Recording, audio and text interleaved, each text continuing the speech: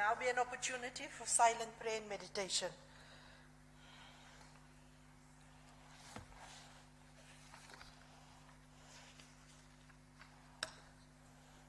Thank you, honorable members. You may be seated. Seemingly some people are flustered being acting premier today.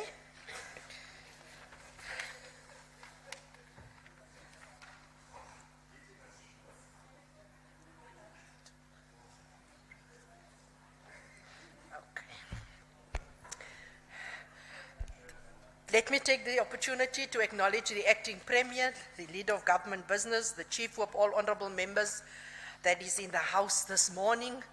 I see a few people sitting there. I'm not quite sure who those people are, but if you are guest officials, you are most welcome to this house sitting. I would just like to draw the MEC's attention to the fact, and I'm going to look to that side.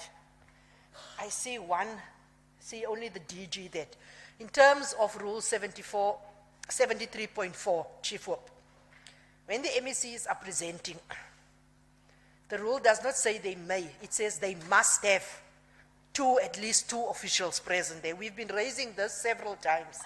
I see there's another official coming in there.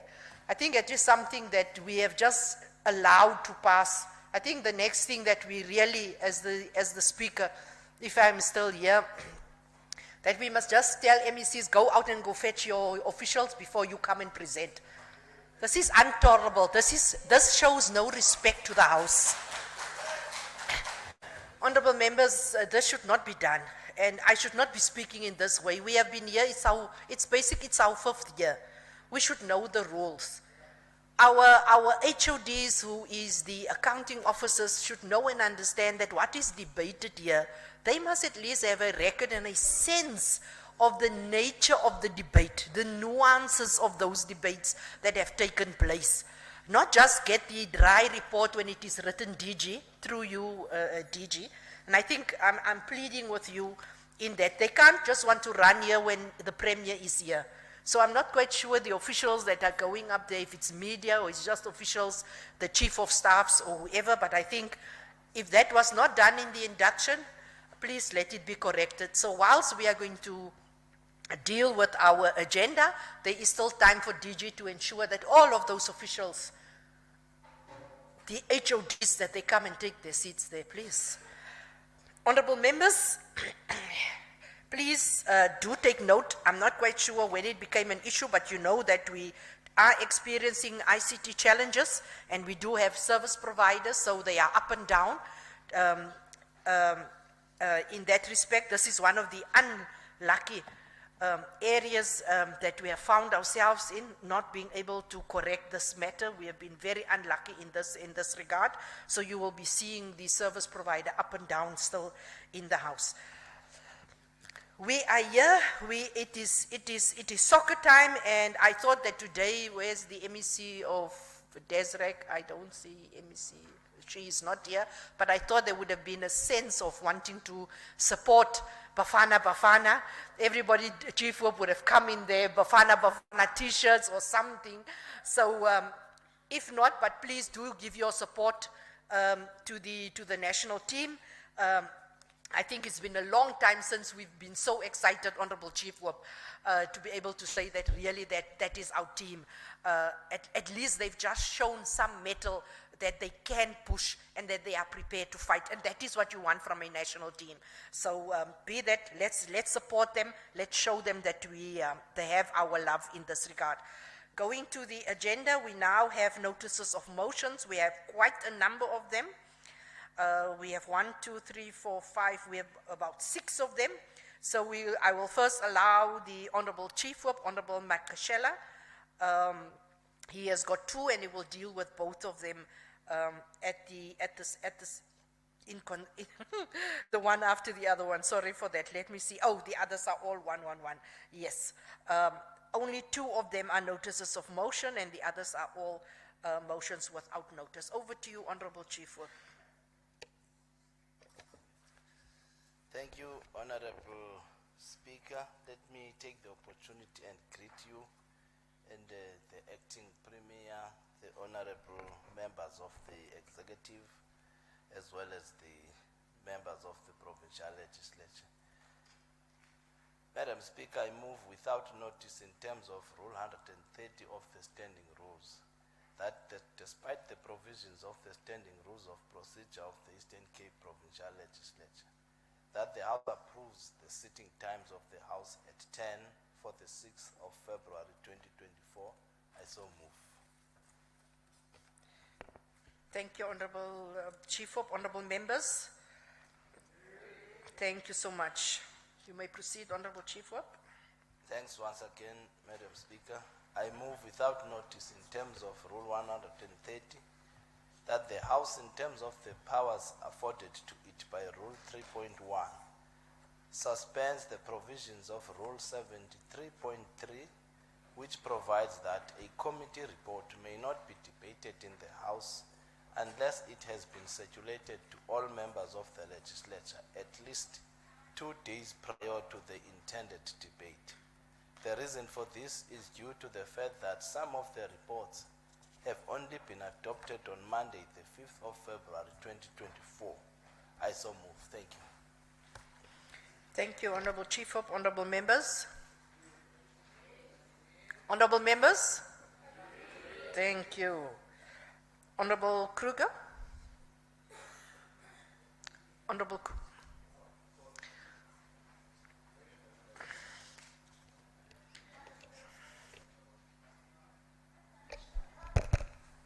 Thank you, Speaker. Speaker, I hereby move in terms of Rule 131, paragraph 1 of the Standing Rules that the House notes the following. Noting 1, the problems experienced by communities as a result of the sale of liquor at licensed and unlicensed premises in the Eastern Cape. 2, the problems experienced with underage drinking in the Eastern Cape. 3, the tragic and senseless loss of lives at the Enyobeni Tavern. 4, the alarmingly high prevalence of fetal alcohol syndrome in communities across the Eastern Cape, and specifically the northern areas of Nelson Mandela Bay. 5, the shortage of enforcement officers of the Eastern Cape Liquor Board. 6, the inability of the Eastern Cape Liquor Board to take effective responsibility for challenges experienced by communities affected by the sale and consumption of alcohol in establishments.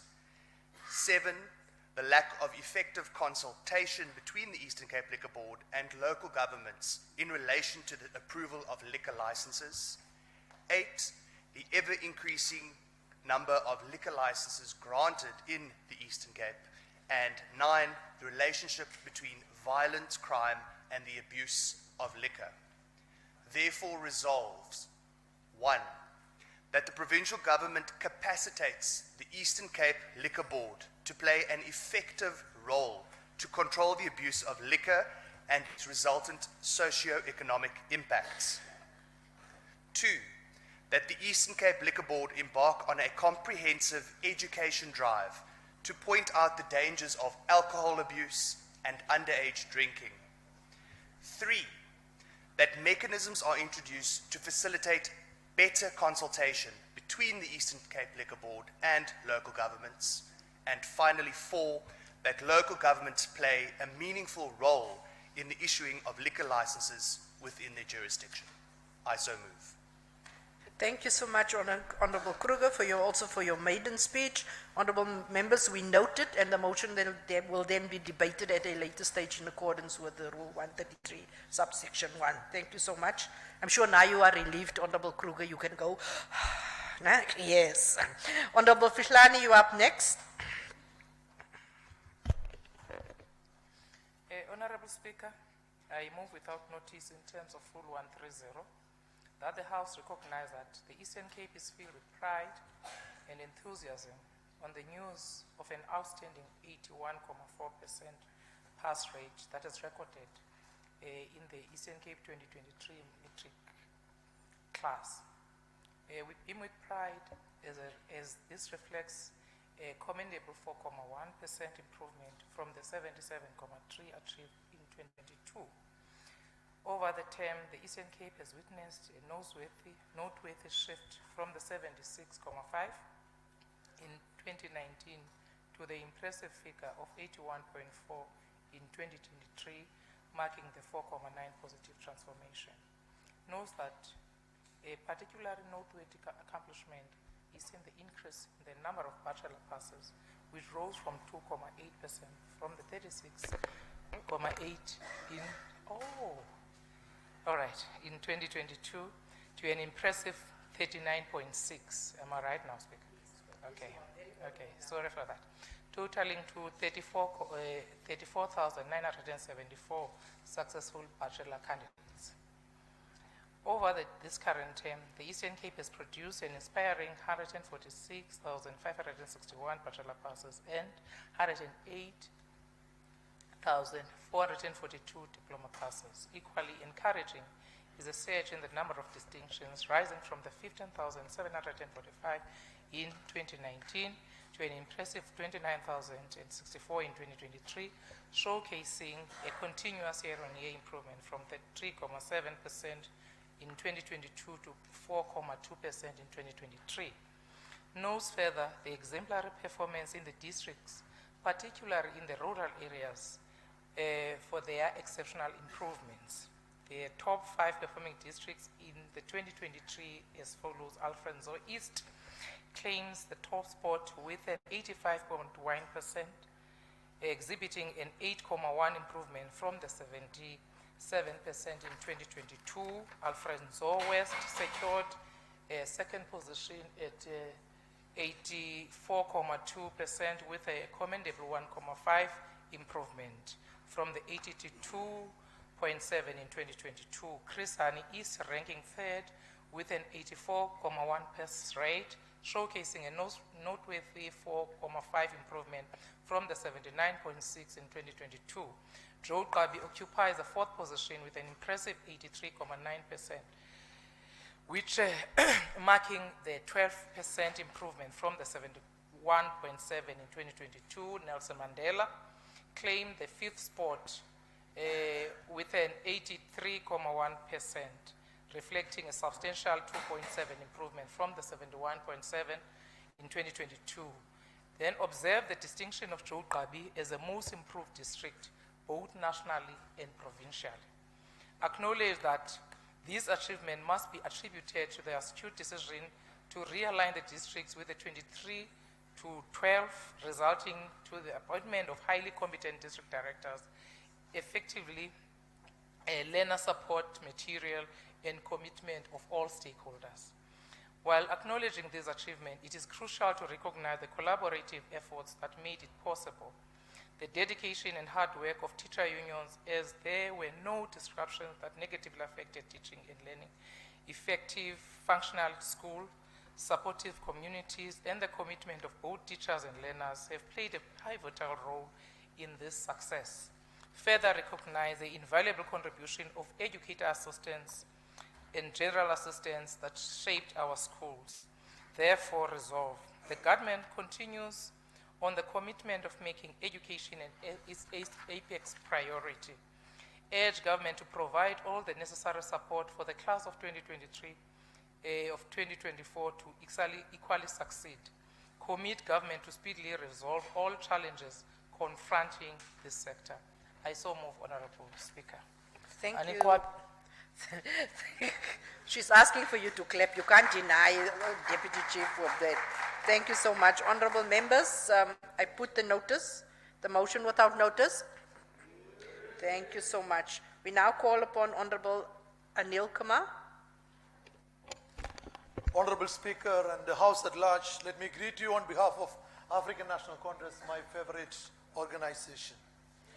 Honorable Speaker, I rise to move with notice as per the section 131 of the standing rules of this particular legislature. This House acknowledges that despite hearing an excessive number of online retail scams, thousands of innocent citizens are falling into these cheaters' traps. Just this week, shoe retailer Songa issued a warning to customers that social media adverts were taking customers to a fraudulent website not affiliated to the company or their branch. Most of these websites appear legitimate until one pursues through the URL, which make customers unable to observe. Honorable Speaker, fake websites can serve as launching pads for malware. This software infiltrates the devices, causing a range of issues from data theft to device takeover. A survey by the cyber security company Mincast last 2 weeks back found that nearly all companies had seen their web domain cloned into the past year, and 44% of the companies had seen an increase in misuse of their brands or via spoofed emails. Since the most targeted industry are online banking, delivery, and online retailing, it's a sorry affair that many of us are being conned in that line. We further note that the categories mentioned above are focusing mostly on working class, and the poor, they could not even meet the ends. Solicitation of personal information becomes a daily happening. Scammers are collecting data like address, IDs, contact information, social security number, and whatnot. New FTC data show consumers reported losing nearly 8.8 billion in the global. South Africa is not an exceptional case. Average South African is losing 14,253 per transactions in a month their bank apps. With more people going online to complete their daily activities, digital technologies are being used by the domestic and international crime groups to target victims. The situations are no different in Eastern Cape. Therefore, the House to resolve provincial government to strengthen the advocacy of fake websites and online scams. Provincial Treasury to come up with public education programs to educate citizens to deal with scammers. Increase scrutiny on advertisers and create a platform for public consultation on online advertisement programs. We know that Didi got officers, but that officers extend its services to consumer protection officers to various parts of this province. To establish a provincial structure like a cabinet subcommittee with a clear mandate to tackle the fraud. House further resource, mediate consumer protection structure like with citizens at a local space that means to disseminate the information of Consumer Protection Act. I so move. Thank you. Thank you, Honorable Anil Kumar. Honorable members, we note the notice of motion, and it will then be debated at a later stage in terms of Rule 133.1. Honorable Saziwa, you are the last one. Honorable Speaker, I move in terms of Rules 129 read with 130 that this House notes and expresses deepest condolences and profound sorrow at the passing of a distinguished educator and public servant, the late Dr. Soyisile Nuku. That this House understands that Dr. Nuku's journey in the field of education was a testament to his unwavering dedication and passion. That this House recognizes that he began as an educator and ascended through the ranks to eventually serve as a principal of Victor Porto Senior Secondary School before transitioning to administration roles. His illustrious career included pivotal positions such as the district director of the then Libode district, the chief director in the head office, as well as deputy director general, showcasing his attitude, his astute leadership, and commitment to the betterment of the education system. That this House must recall that after retiring, Dr. Nuku was recalled to service in April 2023 by the Honorable Premier of our province, Honorable Mabuyana, to assume the role of acting HOD of the Department of Education. During his tenure, he played a pivotal role in leading the administration to achieve an exceptional metric pass rate of 81.4% last year, underscoring his competence and dedication. That this House acknowledges that Dr. Nuku's return from retirement exemplified his selfless commitment to the call of duty and his unwavering love for the education sector. That this House hails his contribution to the recent success of the Department of Education as a testament to his leadership and administrative prowess. That this House recognizes that we have lost a patriot who left an indelible mark on our provincial administration. That this House conveys its deepest condolences to his family, friends, and colleagues during this difficult time. That we implore that his legacy must inspire future generations of educators and public servants. May his soul rest in peace and rise in glory. I so move. Thank you so much, Honorable Saziwa. Honorable members, put the notice without motion. Honorable members, at this point then, can we rise for a moment of silence in honor of the late Dr. Nuku?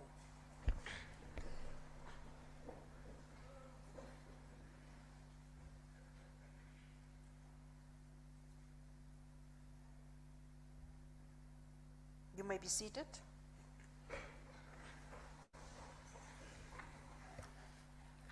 Honorable members, we will now go to the member statements. I have only received 2 member statements. That is from Honorable Matkashela as the Chief Whip, as well as from Honorable Kasim from the DA.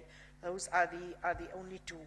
Honorable Matkashela, you may proceed. Please note that you have only got 3 minutes, and thereafter the Premier, the Acting Premier, and the members will have 5 minutes each to respond to the member statement. Over to you, Honorable Matkashela.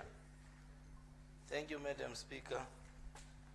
Madam Speaker, on the 6th of December 2023, exactly 2 months ago, this august House passed a motion as moved by the ANC to condemn the disgusting, horrendous, heinous, and atrocious acts by Israel government on Palestinians in the land of their birth, as witnessed in West Bank and Gaza. On that day, we urged our government to work with the international community and relevant international bodies to expose and isolate apartheid Israel and to facilitate a peaceful and fair solution where Israelis and Palestinians coexist peacefully within secure and recognized borders. Today, we salute the bravery and bold step by South African government as led by the ANC by taking Israel government to the International Court of Justice and providing evidence that genocide of Palestinian people is underway and must be stopped. Our commitment to reforming the multilateral system, rooted in the Freedom Charter's principle of peace and friendship, led us to seek justice at the ICJ. Nelson Mandela's words echo in our cause. I quote, "Our freedom is incomplete without the freedom of the Palestinians," close quote. The ICJ's ruling on provisional measures is a significant victory for humanity and the Palestinian cause. The provisional measures go beyond a ceasefire, demanding Israel prevent genocide, punish incitement, provide humanitarian aid, preserve evidence, and submit a report within a month. The ICJ's verdict reinforces confidence in international law and the multilateral system. As we celebrate this verdict, we acknowledge the immense losses suffered by the Palestinian people. The two-state solution, embraced peace and justice, must prevail. We encourage Palestinians to hold on to hope and their quest for freedom. We urged our government to cut all the diplomatic, economic, and political ties with Israel. We can never associate or harbor genocide perpetrators on our shores. From the river to the sea, free Palestine. Thank you. Thank you, Honorable Chief Whip.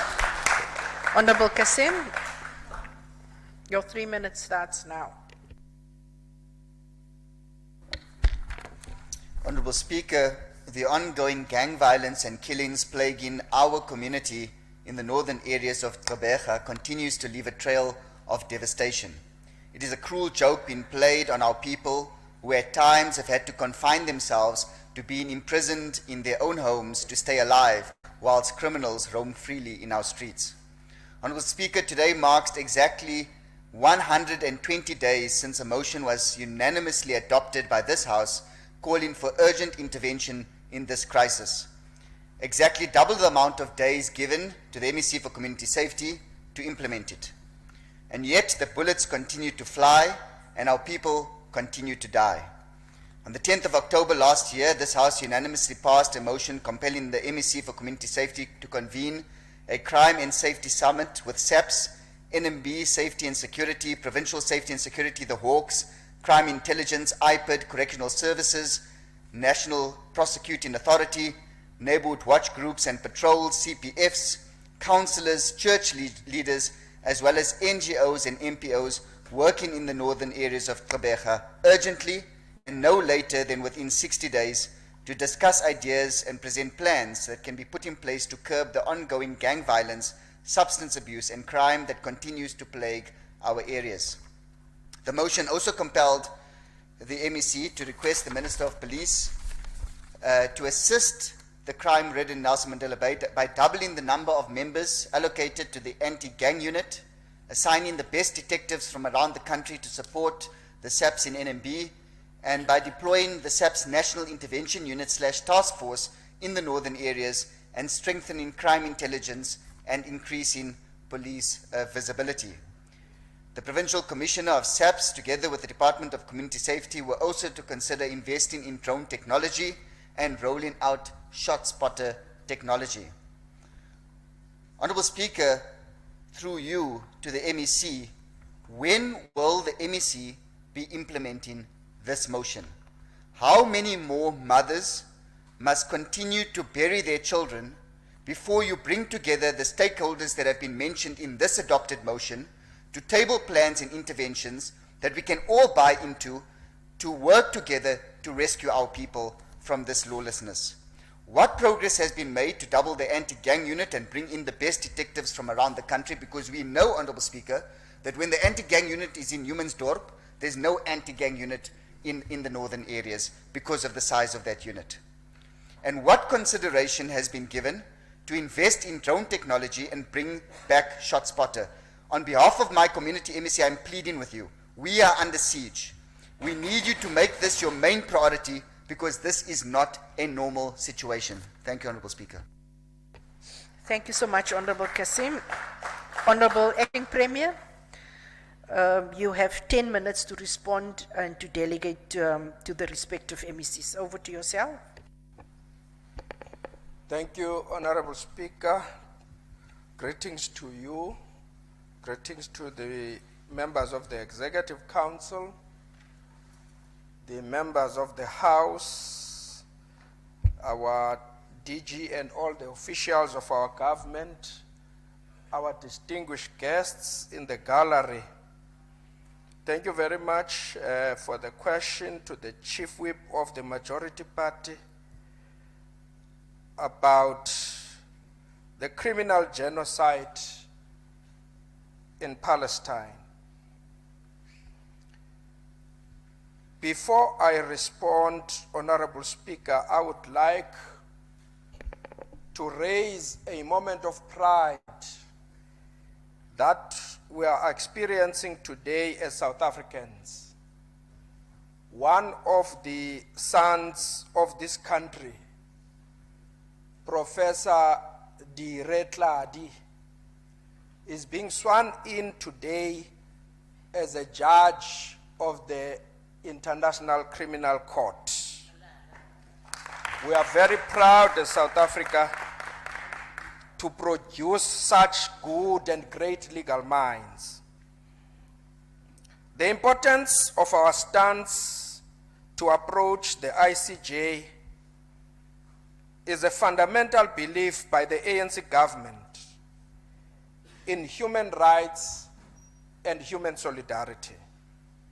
Our approach of the ICJ was unprecedented and epitomizes the courage of the South African people to confront anyone who dares to abuse, oppress, dehumanize, and all other atrocities against human beings, as Israel has done.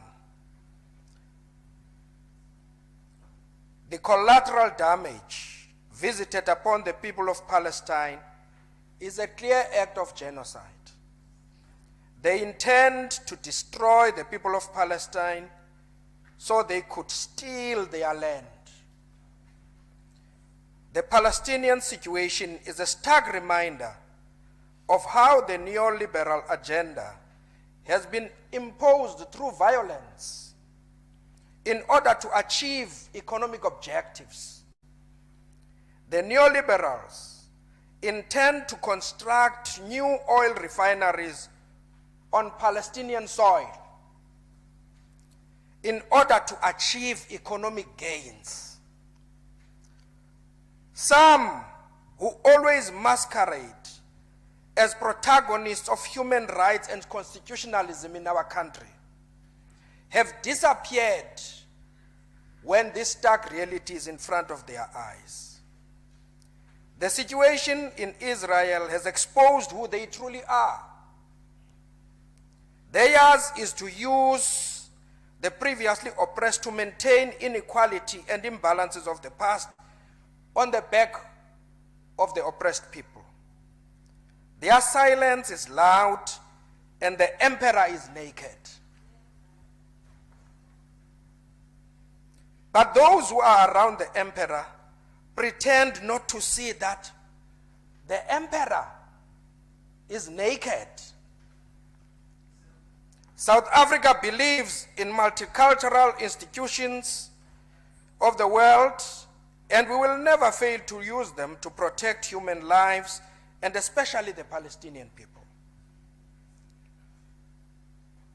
From the river to the sea, Palestine will be free.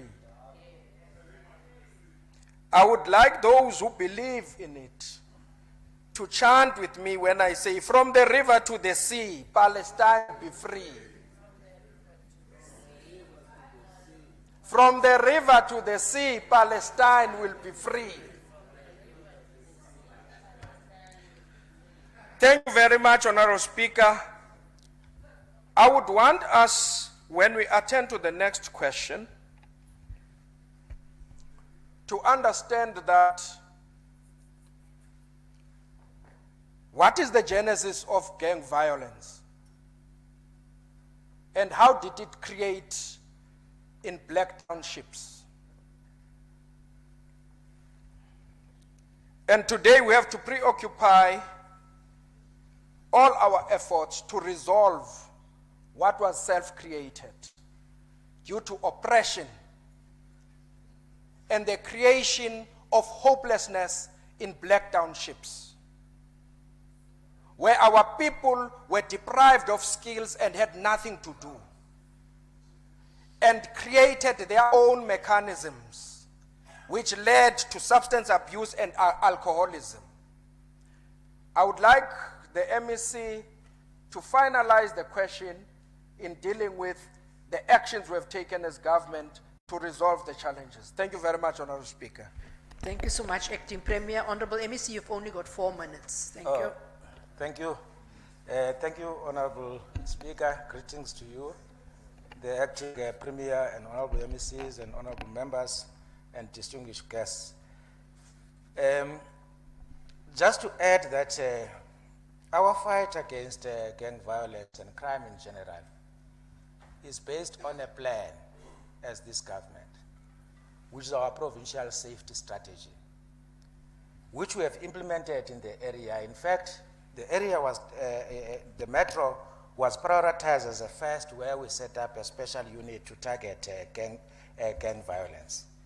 And we have also used the area to pilot the rollout, a pilot project of safety patrollers. We have convened an imbizo to tackle these issues. We're working with the municipality to activate the infrastructure of the CCTV that is available in the area that has been dysfunctional, for years now. We're working with the municipality to activate that. And that's a commitment that as government we have. It's not like that we are sitting and we don't have the luxury of people in the presence of a strategy, a plan that is being implemented. They just wake up all of a sudden, they come with a motion. Well, our approach is based on a plan. We're sticking to that, and we're going to defeat gang violence in the area. That is why the issue of community mobilization is central as one of the pillars. And the mobilization of the community there, the activism of public representatives, instead of coming here be crybabies, they must go there and work with the community and work with government to defeat this criminal network.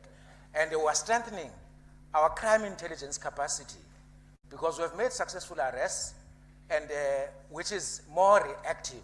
We are focusing on a more preventative approach in fighting gang violence and crime, which must be driven by intelligence, investigation going forward. That's what I can say as an addition, Honorable Speaker. Thank you. Thank you so much, Honorable MEC. That brings us to end of the members' statements.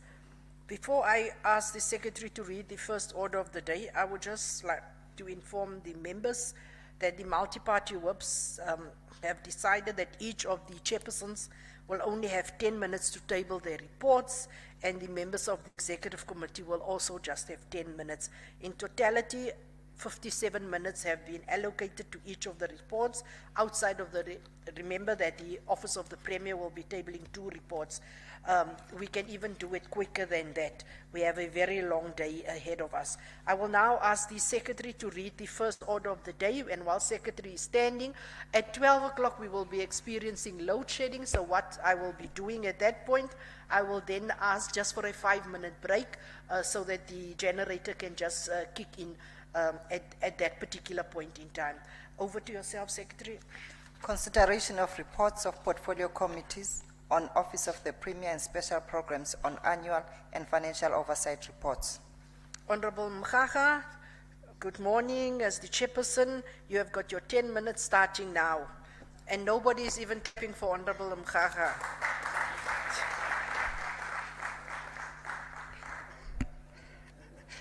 Thanks, Honorable Speaker.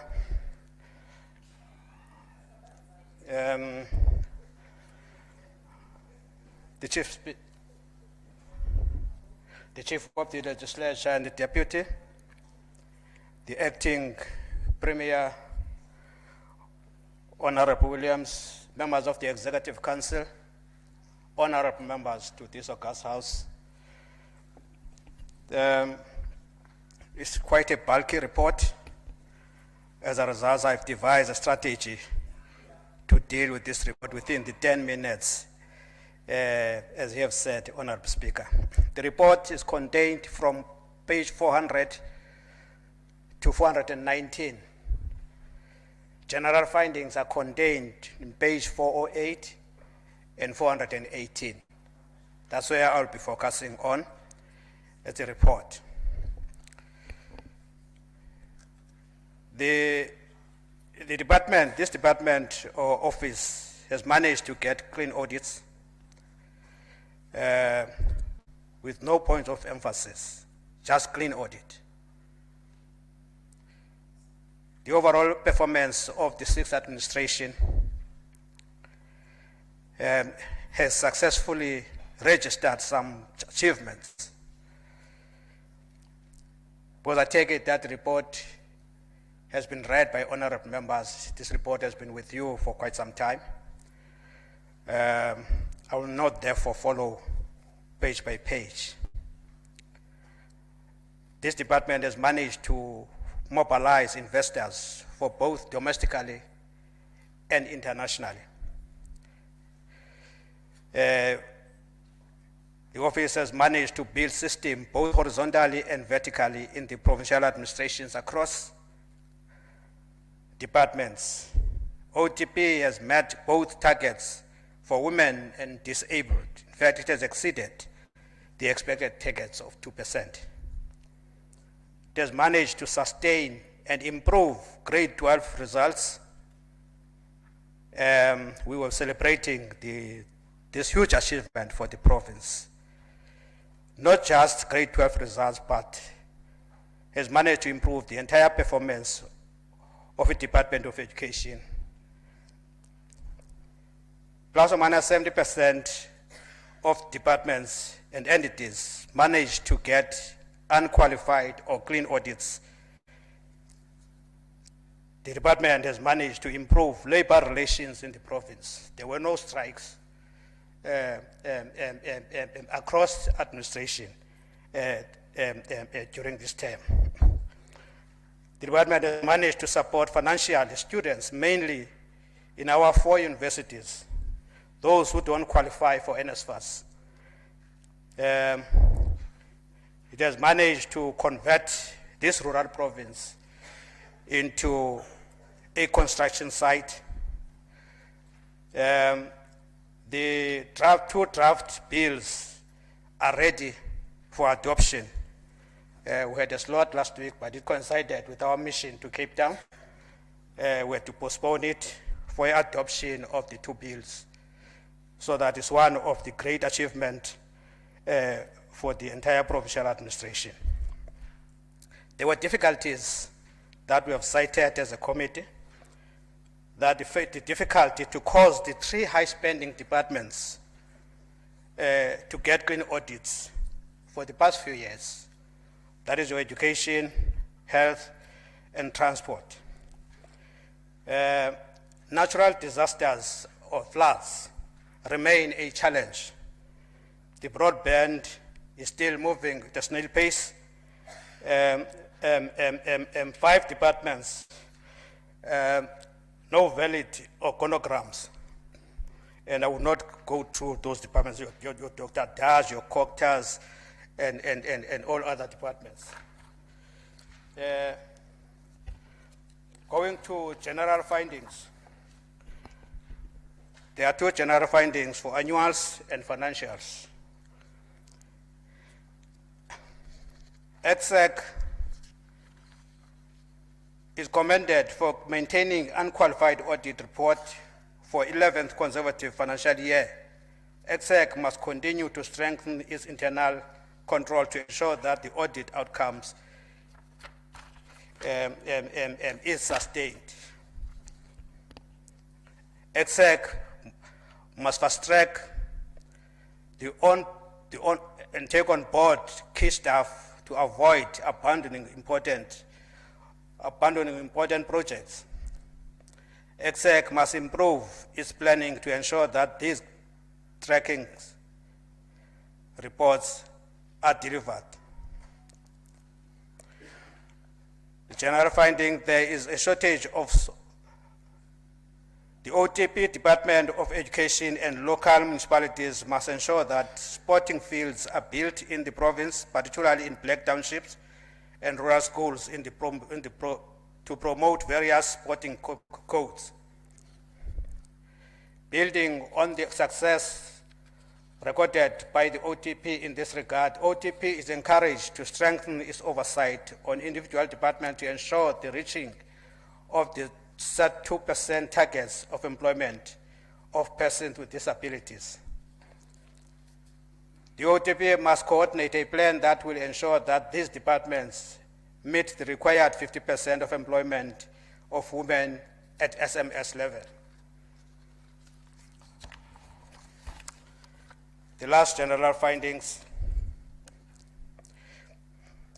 contained in page 419. The OTP must ensure that the provincial treasury and government departments continues to advocate for the inclusion of other factors such as provincial landscape and cost of service delivery in their input to divisions of revenue. The OTP must conduct an audit on the prevalence of the bucket system across the province and must ensure the development of a plan action towards fast-tracking the eradication thereof. The provincial government must ensure that broadband implementation is intensified in the province.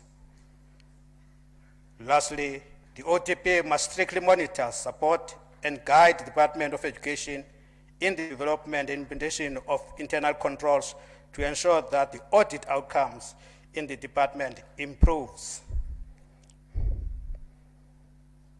Let me take this opportunity to thank the Portfolio Committee, the staff of the committee, and everybody who made a contribution to this report.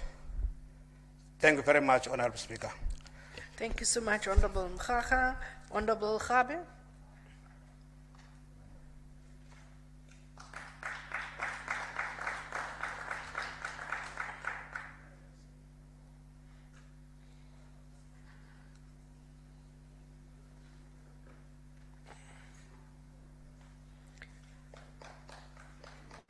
Your 10 minutes starts now, Honorable Member.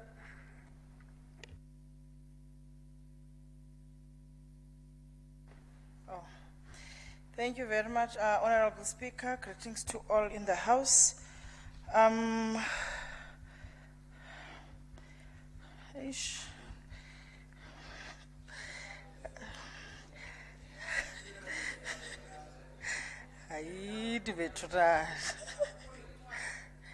Please. Yeah, the better. Okay. Allow me, Honorable Speaker, to first start. Yabona iyabhida ke lento ka special programs no OTP abasendaweni eyi-1. Let me first start, Honorable Speaker, with the annual report for special programs, and I'll just go to the general findings. General finding 1, there are departments such as the Department of Health, Department of Education, Department of Agrarian Reform, Department of Transport, Department of Human Settlements, and the Department of Sports that have not reached the employment equity targets of 2% on the employment of people with disabilities. Finding B, the Department of Education, Department of COGTA, Department of Economic Development, Department of Transport, Department of Community Safety, and the Provincial Treasury have not met employment equity targets relating to employment of women at senior management positions. The Department of Transport does not have special programs unit, and one of the reasons cited is that the department was going through structural challenges.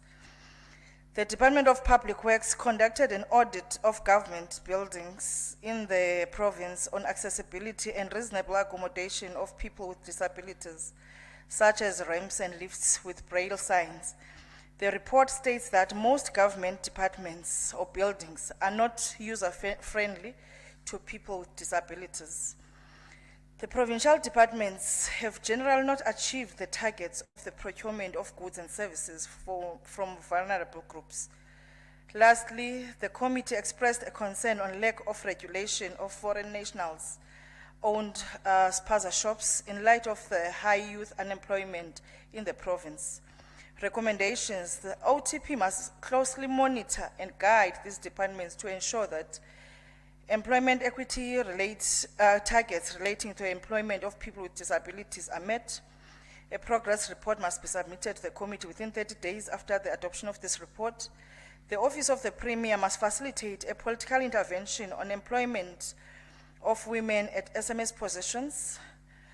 The OTP must engage the Department of Transport with a view to ensure establishment of a fully fledged special programs unit at the department. A progress report must be submitted to the committee within 30 days after the adoption of this report. The OTP, together with the Department of Public Works, must devise an implementation plan for the results of the audit. The OTP must develop a plan to ensure that procurement for the benefit of vulnerable groups is fast-tracked. The OTP must roll out programs to assist and empower unemployed youth, opportunities to open and run their own spaza shops to reduce youth unemployment. Then let me go to the half-year financial report. I will also touch on the On the general findings, Honorable Speaker, the expenditure patterns of Program 2 of the OTP for the period under review are not clearly articulated in their report. There is no indication of amounts appropriated, the actual expenditure, and the explanation of whether the department is projecting under or over expenditure. In the period under review, 4 additional departments have succeeded in meeting the equity targets in respect of the employment of people with disabilities. However, Department of Education, Health, Public Works, Transport, Human Settlements, Rural Development, and Sports are still lagging behind. With regards to employment equity targets in respect of women in SMS positions, the status is that 8 provincial departments have attained 50% target. However, Department of Education, COGTA, Economic Development, Transport, and Community Safety have not attained the 50% target. The Department of Economic Development and Provincial Treasury have not indicated any expenditure on procurement for the military veterans. The Joe Gabi district reflects the lowest number of applications for Isiqalo Fund, Youth Fund, when compared to other districts in the province. Provincial Treasury has no procurement spend from service providers that are owned by persons with disabilities. The OTP, DCS, DHS, DDIT, and Provincial Treasury have no procurement spend from service providers that are owned by military veterans. Recommendations. The Office of the Premier must ensure that reports submitted to the committee enable it to hold the OTP accountable and provide the necessary detail for the committee to conduct effective oversight. The OTP must provide a report to the committee within 30 days after the adoption of the report. OTP must devise a provincial strategy to facilitate implementation of equity targets in respect of employment of people with disabilities. OTP must devise a provincial strategy that will ensure the achievement of employment equity targets relating to the employment of women in SMS positions by the provincial departments. OTP must take effective steps to hold accountable all provincial departments that do not comply with the policy imperatives relating to employment of SMMEs owned by vulnerable groups, including military veterans. The OTP must facilitate programs that will educate and encourage people, more young people from Joe Gabi, to access funds from Isiqalo Youth Fund. Provincial Treasury must state the steps taken to ensure that service providers owned by persons with disabilities also benefit from its procurement processes. The OTP must come up with a strategy that will ensure that provincial departments also procure from service providers that are owned by military veterans. Honorable Speaker, the committee wishes to extend gratitude to the Office of the Premier for their presence and fruitful engagement during the provincial. Okay, thank you very much, Honorable Speaker. Thank you very much. Thank you so much, Honorable Khave. Thank you, Honorable Member. You may go back to your seats. Honorable Hendricks, will be the first up from the DA. You may return to your seats, Honorable Members. Your 9 minutes starts now. Thank you, Honorable Speaker. Allow me to acknowledge the Acting Premier, Honorable Premier, the Executive, colleagues, officials, visitors, and media. Please allow me to greet you all and just wish you a prosperous new year. Chairperson, I've been fairly warned by my Chief Whip I will speak no Afrikaans today, so the House is safe.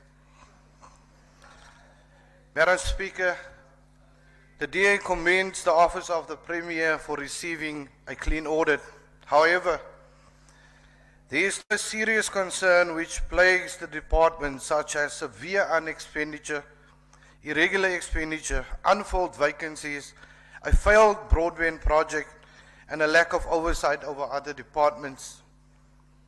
Madam Speaker, the Democratic Alliance acknowledges the commendable clean audit, which is an unqualified audit opinion without material findings, that the Office of the Premier received. But we implore, Honourable Speaker, that the OTP must put in place systems to ensure that a clean audit outcome is sustained in 23-24 and that they must guard against complacency. Honourable Speaker, there must be robust systems in place to ensure that the clean audit is not just a fleeting success, but that it is actually sustained across all departments. Madam Speaker, the celebration of a clean audit unfortunately is marred by the gravely concerning under-expenditure in the Office of the Premier, amounting to just over 11 million rand. The department must ensure stronger financial controls to ensure that it curbs this under-expenditure.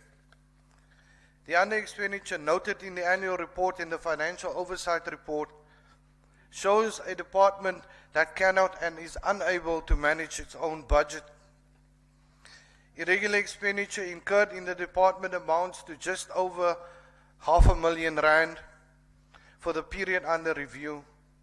The irregular expenditure in the period under review plus the historically incurred irregular expenditure brings the total closing balance to over 18 million rand. Madam Speaker, this has been a historical problem in the department, and we will no longer accept the weak excuses. The department must hold officials accountable for financial mismanagement. We need to see real consequences for financial mismanagement that is so rampant in all departments. Chairperson, due to the implementation of the newly approved structure and lack of suitable qualified candidates, the OTP was unable to fully implement its annual recruitment plan. This, Madam Speaker, is an unacceptable response for the government of a province that is grappling with high unemployment rates.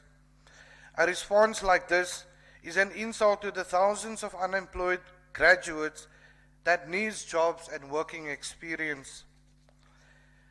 As indicated earlier by the chairperson of our committee, the rollout of broadband is moving at a snail's pace. It is concerning to note that the report of the planned 1,100 broadband sites that were to be connected, the OTP only managed 588 due to community protest, vandalism, and wayleave approval delays. Worse still is that this is a recurring finding. Madam Speaker, the OTP has for too long blamed broadband delays on litigation challenges that they are facing at the initial stages of implementation, and now blames it on community protest without showing any concrete plans to expedite the implementation. The project has encountered numerous delays, while the cost of the project has escalated exorbitantly. 2,700 broadband sites were supposed to be connected over the last 3 years, over the last 3-year period, but at the end of the fourth quarter, only 588 sites were connected. Now the department finds itself in a panic, and it has to try to play catch-up.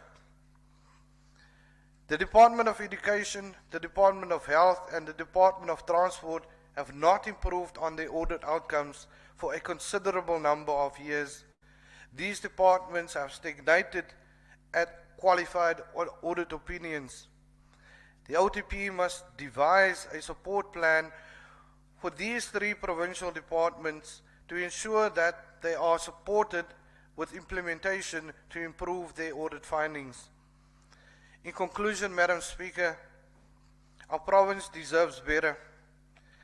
And as the Democratic Alliance, we will tirelessly advocate for the change that our people deserve. It's time to rescue South Africa. Thank you, Chair. Thank you so much, Honorable Hendricks.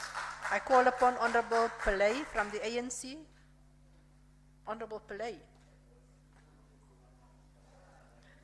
Your 14 minutes starts now.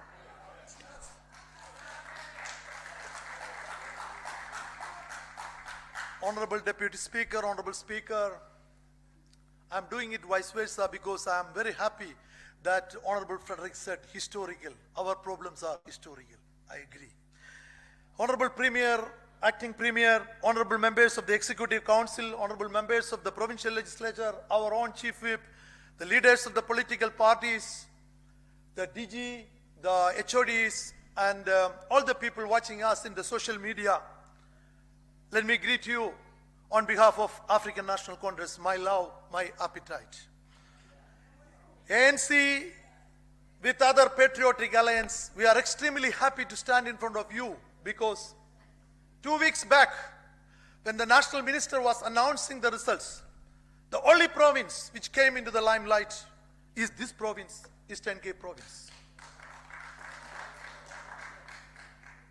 The province captured the limelight not because of anything else other than the hard work of the people. The Deputy Chief Whip was mentioned. I'm not going to go through that. The most important characteristic here is that 3 provinces, including the so celebrated Western Cape, Northwest, we are only different. The difference between these results is 0.1%. Sometimes people think 0.1 is 1. No. 0.1 is 1/10 of 1, which is so minute, you know. I hope that, through you, Honorable Speaker, I am sure Honorable Kasim will never say, go and look at Western Cape, because this is the guarantee of ANC. Since 1994, we are saying that ANC gives you guarantee. Honorable Speaker. Yes, Honorable Kasim. Honorable Speaker, is the Honorable Anil Kumar willing to take a question? Take it. Honorable Speaker, unfortunately today my day is so busy. What is the so much. what is the You may be what is the seated. dropout You may rate, be Honorable seated, Kumar? Honorable We'll come to Kasim. that. Thank you. So what I want to say is that, Honorable Premier, Acting Premier, we appreciate you and your Honorable Garde and also our Chairperson of the Portfolio Committee, Honorable Sasivi. This province presented 30,000 candidates more than Western Cape. It presented half of, Northwest only presented half of the number we presented.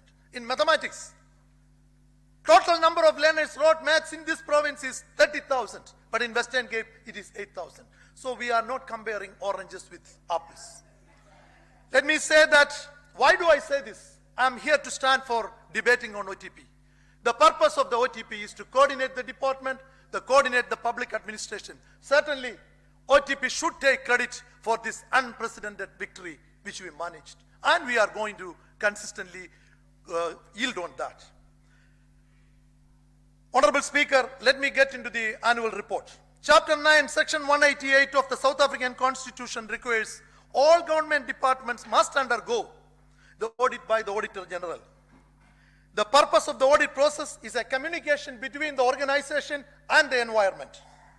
Therefore, the opinions becomes a yardstick. The office of the Premier received an unqualified audit without material findings. And the Auditor General of South Africa said, before that, Eastern Cape Socio-Economic Consultative Council, ECSEC, achieved an unqualified audit outcome with no material findings for the 11th year. I'm repeating this, 11th year consecutively.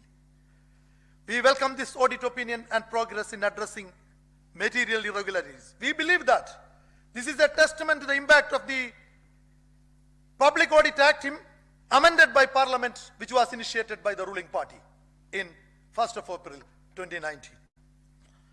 The province recorded a continuous increase in the number of clean audits, and the AG Maluleke, it's not our Premier, AG Maluleke said the Eastern Cape achieved 11 clean audits, the highest number of clean audits in the history. So it's truly a real achievement we can celebrate. However, we are concerned about 3 departments, that is Department of Education, Department of Health and Transport, which have not been improved on audit. I think it is important to take a piece from what the AG was saying. The AG was mentioning about Tolina Junior Secondary School. This is what the AG noted. There was no access to water despite there was a borewell. No ablution facilities because it was locked, leaving learners to be leaving, there is a structure which is constructed but not using. So what we are saying is that here the government is doing its work. Somehow, somewhere, there is a communication gap, it's not happening. So ANC believes that better financial discipline and consequence management, we can turn around the current situation. The successful implementation of the budget expenditure is based on government policies and targets, has been becoming an important indicator in the overall ability. Because we look at the expenditure pattern, that will decide how a government is doing its work. Here, department's annual report suggests that the information saying there is under expenditure, we agree on that. But I am not surprised, we are not surprised, ANC is not surprised, because the Standing Committee on Appropriation raised alarms about the underspending identified by the National Treasury across all government departments and state-owned entities as reflected in the first quarter report of 2022-23. So it was already mentioned. In the period under review, we agree the OTP incurred an under expenditure of 11 million. I am not going to go details, but the under expenditure caused by delivery in the legacy projects, some of the trips postponed to international trips. Hence, we need to implement consequence management against officials who caused that irregular expenditure. Honorable Speaker, through you, Honorable Acting Premier, we need to implement this without fear or favor, the consequence management. We, African National Congress, is happy to note that the OTP's organizational structure was approved during the financial year under review, and the process of staff migration ensured immediately. I think we are happy that government requires a resilient workers, not only to survive but prospers the face of challenge and adversity to meet and exceed public service demands. This is only possible by having an appropriate organizational structure, an appropriate workforce which can do their work. Therefore, OTP must ensure that the process of migration to the organizational structure is completed as a matter of urgency to enhance the coordination role. Once again, the annual report indicates that the organizational structure of 5 provincial departments, Provincial Treasury, Social Development, Community Safety, Cooperative Governance and Rural Development, are not aligned to the medium-term strategic framework. The review of this department's organizational structure is key. So we urge OTP to investigate that matter and act accordingly. We, the ANC, firmly believe that the annual recruitment plan is a strategic blueprint of the department, which can outline, attract, evaluate the best employees tailored for the unique needs of the department. Therefore, we can see that the OTP is unable to implement the ARP. We know that there were a lot of challenges. But those challenges, we request that it must be mitigated so that our ARP should be completely being done. We do have a workforce which can do according to the needs of the province. African National Congress is pleased to note that the increased investments in high-impact projects promoting the diversification of the manufacturing base of the provincial economy. In fact, the manufacturing hub of the vehicles becomes the focal point. There are good reasons for Eastern Cape has experienced sizable local and international investment. Sometimes we think it's a magic. I think the ever-passionate premier of this province, Oscar Mabuane, any forum he take over, he says, investment, investment. And we are not ashamed to that. And that's why the report suggests that there is improvement, but there are capacity challenges to improve the provincial government's planning and project management. Probably that's an area we need to look into. During the reporting period, the OTP conducted 2 important research studies on the Provincial Youth Development Strategy and Provincial Small, Medium and Micro Enterprises Development Strategy. We know that research plays a vital, significant role and it impacts the lives of the people. To comply with the government policies and regulations, we need reliable information. We need to know what are the processes we can trust. We need to avoid unacceptable delays. So once these findings are being done, I think we appreciate what OGP is doing. But once the findings are done, let us implement. Remember, engaging with research is just like a ladder out of the ivory tower. We can't put this one in the ivory tower. As per the report, few military veterans dependents have benefited from the bursaries of it. And the reason is very clear. It is saying that only small number of people, actually, the applications has been done. Remember, the Military Veterans Act was promulgated in 2011 by the ruling party.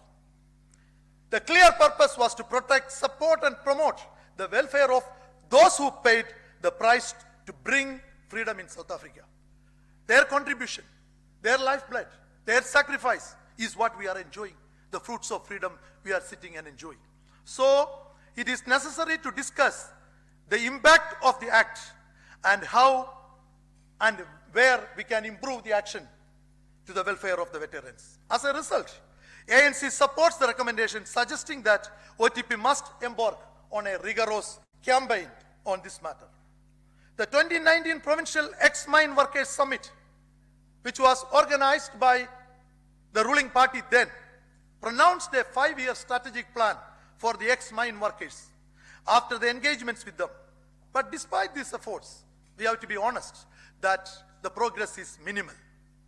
I think it's important that the OTP to augment partnership with relevant stakeholders to create a sustainable environment to speed up the processes that allow the identification and granting of various benefits for the ex-mine workers. Again, another issue the report is saying is the limited economic opportunities, the out-migration of young talent, aging infrastructure, declining the streets, social isolation. Honourable They are Member, making... my apologies, but you only have 2 minutes remaining. Thank you, Honourable Speaker. So, one of the flagship programs that is, we are talking about the revitalization of small towns. We commend OTP for that, continue that one. Let me wrap up. 2015 African National Congress National Executive Committee Lahotla said this, I quote, "Government through performance monitoring and evaluation will be able to develop the necessary corrective measures to deal with the gaps and blockages to include into this planning cycle. Then we can actually improve."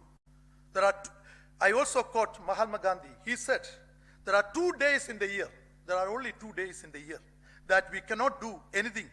That is yesterday and tomorrow. So it's important that we to work. We cannot live in fear what we have to overcome because our previous leaders have shown us. With that, African National Congress support the progressive report. Thank you. Thank you so much, Honourable Pillai. Honourable Zibonda from the DA. Oh, you are here already. Honourable Member, your 9 minutes starts now. Thank you, Honourable Speaker. Greeting to the Honourable Speaker, the MECs, members of this House, departmental officials, and the members of public. Honourable Speaker, the special program's responsibility for the departments is to make observable steps that seeks to smoothen and level the playing field so that each person in the society can enjoy equality in a more substantial way. It is the responsibility of government to provide an enabling environment for the vulnerable groups to live a meaningful life where they thrive and achieve their full potential. Focus on vulnerable groups is vital and is key to transform our province to create an open opportunity society for all. Government has a responsibility to safeguard the vulnerable citizens, which is our children, our seniors, women, and people living with disabilities, and ensure that they thrive in a society that is filled with different barriers to their success. This is not a favor from government. It is an ethical responsibility with an economic validation too. Among the foundations of the fight for equality is leveling the playing field and affording those who fall under groups who are disadvantaged of opportunities to fulfill their purpose and live meaningful lives. Let me firstly commend the Office of the Premier for the presentation and report they tabled to the committee. It was the first time in many years that they gave the committee the report in a comprehensive way that includes reflections on how government departments are doing. The transversal function of the department improved in terms of reporting for the entire government departments on special programs. The Office of the Premier has not achieved its targets on reducing gender-based violence and femicide in the province, sitting at 15% of their target. This is an indictment to the government, given the rate at which GBV is escalating in our province. women and children continue to live in a society where our homes are fertile ground that breed violence, where our streets are unsafe, and where our bodies are crime scenes. The DA calls for the Premier to implement consequence management and bring those who fail to achieve these targets to account. The committee also found that Isikalo Youth Fund does not seem to be easily accessible to young people in deep rural areas of the province. Young people in rural areas bear the brunt of unemployment and lack of support, and this is perpetuated by the lack of will from government who fail to take services to them. We call on the Premier to commit this government on serving those young people, take the services of his office to where they are, and ensure that they are assisted to access the fund. The future of this country is in the hands of the young ones, and we dare not leave those who are in rural areas behind, because they are the ones who need help the most. The provincial government has generally not achieved targets for procurement of goods and services from vulnerable groups against its own commitments. The OTP has procured 5.7% of goods and services from the youth-owned enterprises against a target of 30%. Furthermore, about 12.2% of goods and services were procured from women-owned enterprises against a target of 40%. And 0.1% of goods and services were produced from people living with disabilities against a target of 7%. This paints a bleak future of a government that doesn't care about uplifting the economic fortunes of the vulnerable groups. Most government department buildings are not suitable for persons living with disabilities. This very building of the provincial legislature is among those buildings. We cannot accept it as a norm. Government needs to ensure that we build an inclusive society for all.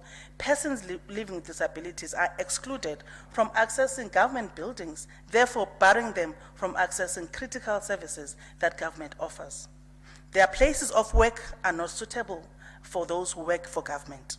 The National Building Regulations and Building Standards Act states that people living with disabilities should be able to safely enter the buildings and be able to safely use all the facilities within it, specifically toilets. There must be a means to access that is suitable for people with disabilities to use. In addition, it must be available from various approaches of the building, via the main entrance and any secondary entrances, and should lead to the ground floor in a close quote.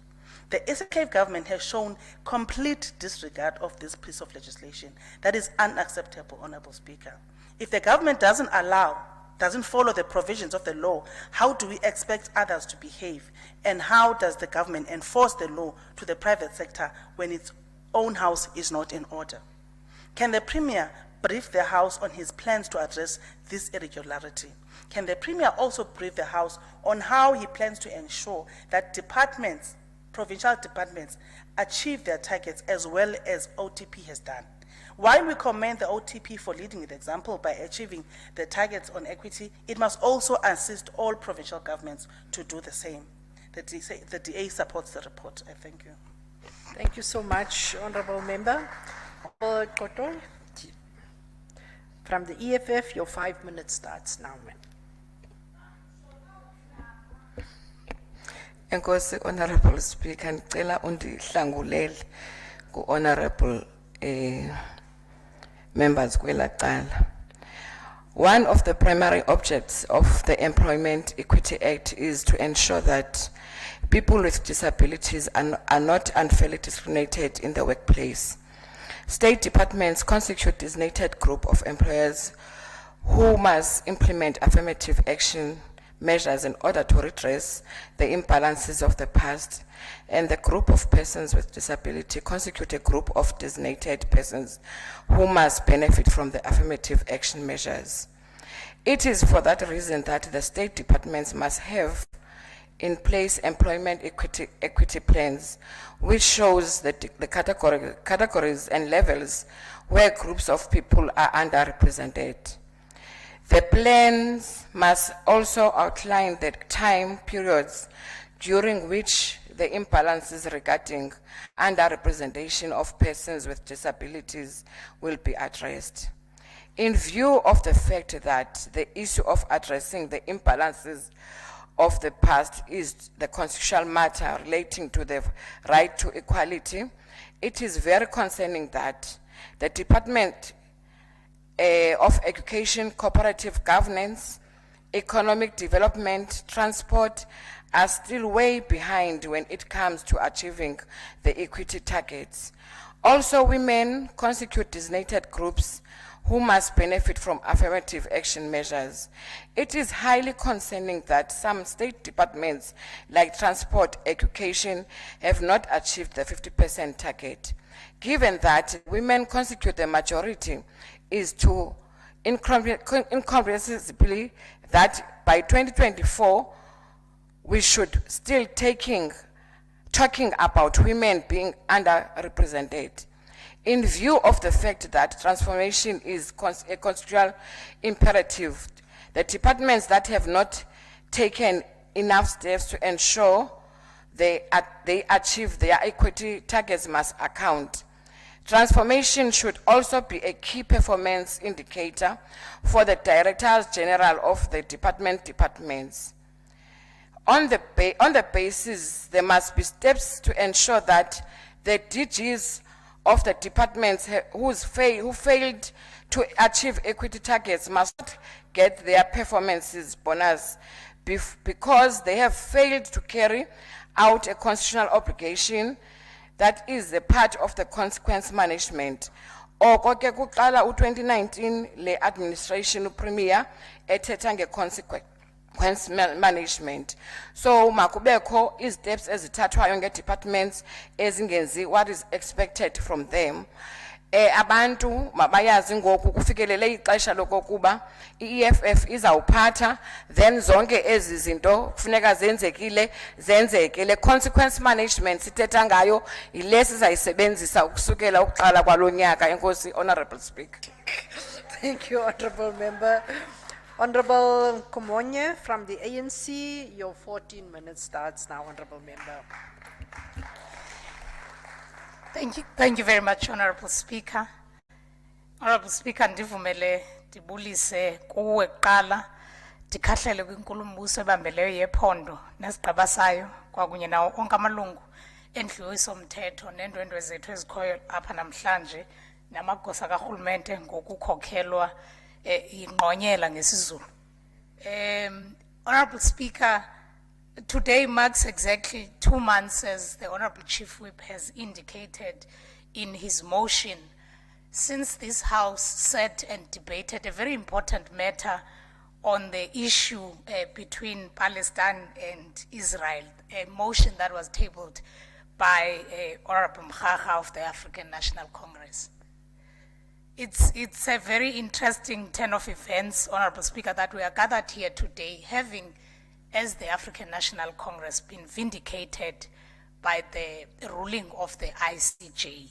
I couldn't help myself but think of the DA and the Freedom Front Plus when that verdict was being done. And no, don't worry, because I am certain that even today they are not happy that we are in fact in the correct path as supporting the people of Palestine. Siyanqina ke sinqinela inkulu baphathiswa ebambeleyo ukuba from the river to the sea, Palestine must be free, and indeed they will be free. Asizuliyeka kidabi lokusupporta ama-Palestine kuba we can learn a lot from them, particularly when it deals or when it relates to matters of vulnerable groups, your women, children, and young people that are affected by the genocide that is currently taking place. Honorable Speaker, allow me, on behalf of the African National Congress, to express our support to the report that has been tabled by the chairperson of the Standing Committee, Honorable Zinzi Swagabe. Indeed, Honorable Speaker and members of the Legislature, the report that was tabled with its findings, I know that the chairperson, Honorable Chairperson, only tabled the resolutions or the general findings. If you read the report, it would indicate that we are in a period where we have to look back and give a report on the strides that have been made by government with respect to gender equality, as well as issues that relate to those that are referred to as vulnerable groups in our community. The report would then indicate the progress, a positive progress that has been made by government in terms of ensuring that we meet the targets that have been set by law. Interestingly enough, Chair, in this debate, two members have debated, and both of them are from political parties that do not support 50-50 in terms of gender representativity, which is a shame. Which is a shame. It's indicative, unless it's indicative. I mean, look at the DA. In the National Assembly, in this house, count them, how many they are, and tell me how many females there are in their representativity. They are saying aye as I am speaking, as if what I am saying is not a true reflection of the representation here in the house. The Reds, they are not complying with all of them here. I don't want to say. So it's very interesting that they come and want to say to government, it's not wrong to come and say to government, government must implement gender equality. However, iyasimangalisa into yobana they are failing in their own political parties to do it, and they expect government. It's only the ANC that has a right in this house to call on government to implement 50-50 or gender equality. And I have indicated, Honorable Speaker, that there are strides that have been made. A list of government departments is provided in your reports. And of course, some of you might not even read the reports. It's provided in your reports. Go home and read them.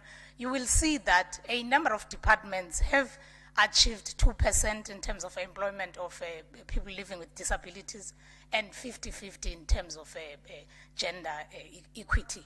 However, the African National Congress is still not pleased because the issue of employment equity is very evasive, it's elusive. This year, you can be able to achieve 50-50, but what if one female leaves the employment, then you are back to 40-something or even 30-something in some instances. Our main focus is to ensure that women and people who are regarded as a designated group are given an opportunity to participate in the economy on a permanent basis so that we are able to empower them. And it's not a culture that women or elderly or youth or people living with disabilities cannot contribute. And if it is a culture in our society, we must then change that culture, because women, people who living with disability, and young people are as much able as men are in the society to contribute, whether in decision making or in the economy of our country. Of course, Honorable Speaker, the lead department, which is the Office of the Premier, as evidence in the report, has made sure that the targets that were set have not been met but exceeded, and we applaud that. However, we call upon the OTP to strengthen its coordinating role such that other departments who are lagging behind are able to implement gender equality, particularly because Honorable Acting Premier, you are acting today. We call upon your department to follow suit, because it's among the departments that are not ingathi kuyokoluswa amakhwenkwe kula department yakho asiwaboni abantu abangoma.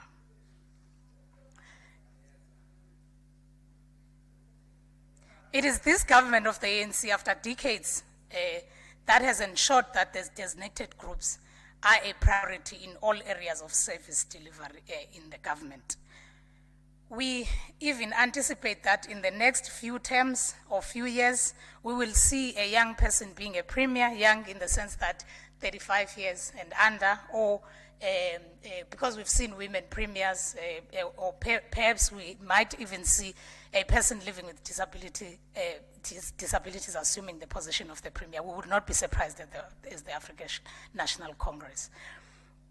The road to gender equality remains long and ever shifting, particularly when it comes to the nuanced ways gender intersects with race, class, and sexuality. Having said that, we note the strides taken and the contributions made by various departments in changing the lives of the designated group through transformational programs that relate to Special Programs Unit. As the name says, we want to see an everlasting change brought about by these programs in the lives of the designated groups, because some of them really have really difficult times. We encourage the government to persist with these social interventions and meet the set targets so that the most vulnerable groups amongst us feel welcomed and value the society that birthed them. We believe in an inclusive society. Serious crimes committed against women and children remain a challenge in our province, and no society can be held in high regard by the community of nations when it torments its most vulnerable members on a daily basis, if not on an hourly basis. The rising numbers of the detection and conviction rate of sexual offenses and femicide, if anything, are quite encouraging. However, as the African National Congress, we still call upon the government to make additional efforts in fighting gender-based violence. Honorable Speaker, economic empowerment and development of designated groups. Earlier on, I saw MEC for economic development and treasury, and I thought I would take a swipe on him because his departments are among the departments that are not indicating as to how much has been spent on designated groups in terms of procurement, and that can't be accepted because he has been given the responsibility to ensure that we develop the designated groups. However, the economic empowerment of military veterans is a noble cause that deserves our overall support. These are the individuals that sacrificed their youth education and even their own families and dedicated their lives in fighting for a just and a prosperous South Africa. We are not saying they must be compensated. However, all we are saying is that they must be given opportunities and be prioritized. We note the strides made in this regard. However, we feel the more aggressive energy should be expended in this area. Women across the board, and particularly African women, were systematically denied economic opportunities by former rulers of this country for decades. It is the ANC government that formulated progressive policies aimed at achieving women economic empowerment, particularly through the procurement budget expenditure. This is of necessity and includes the youth and people living with disabilities. The figures in the report speak for themselves, but more ground needs to be covered if we are truly to affirm the designated group in the mainstream of our economy. What is also quite inspiring is to note that district municipalities refuse to be left behind in this endeavor, and we want to encourage the private sector to follow suit. Honorable Speaker, Iskalo Youth Fund is intended at making quick but sustainable interventions on youth economic challenges. We are hopeful that the youth of the province are taking advantage of the availability of this fund for purposes of empowering themselves economically whilst it's still available. I'm saying whilst it's still available because we don't know what these big words like austerity measures can do to some of our noble programs. The draft amendment policy on Iskalo Youth Fund, we trust, will bring in much needed clarity on the disbursement of these funds. Honorable Kumonya, you only have 2 minutes remaining. As I draw to a conclusion, Honorable Speaker, allow me to spare a moment for the countless victims of the designated group who are ravaged by hunger, diseases, sexual exploitation and violence in our country and in the continent. Let us keep them in our prayers and hope that those who are daily bombed in Palestine and some parts of the world are indeed made free. It is indeed times like this when human solidarity and empathy is needed to put an end to these ravenous monsters that torment our people.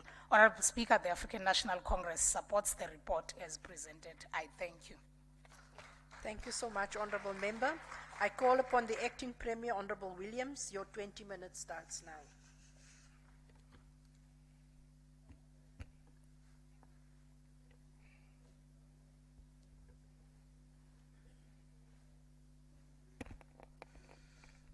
Thank you very much, Honorable Speaker, Honorable Deputy Speaker,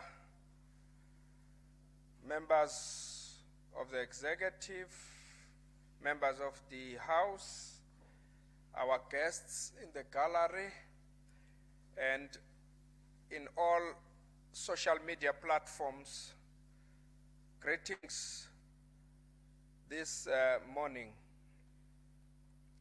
Please allow me to bring revolutionary greetings as we respond to the important debate on the reports of the Portfolio Committee on the Office of the Premier and the Standing Committee on Special Programs. I would like to express our heartfelt condolences to the people of Namibia on the passing of the President, His Excellency Hage Geingob, who died on Sunday while undergoing cancer treatment. May his soul rest in peace. We equally would like to convey our condolences to the people of the Eastern Cape and the education fraternity on the loss of acting HOD for education, Dr. Soisile Nuku. Dr. Nuku was recalled from retirement to join the Office of the Premier and was seconded to the Department of Education as its acting head of department.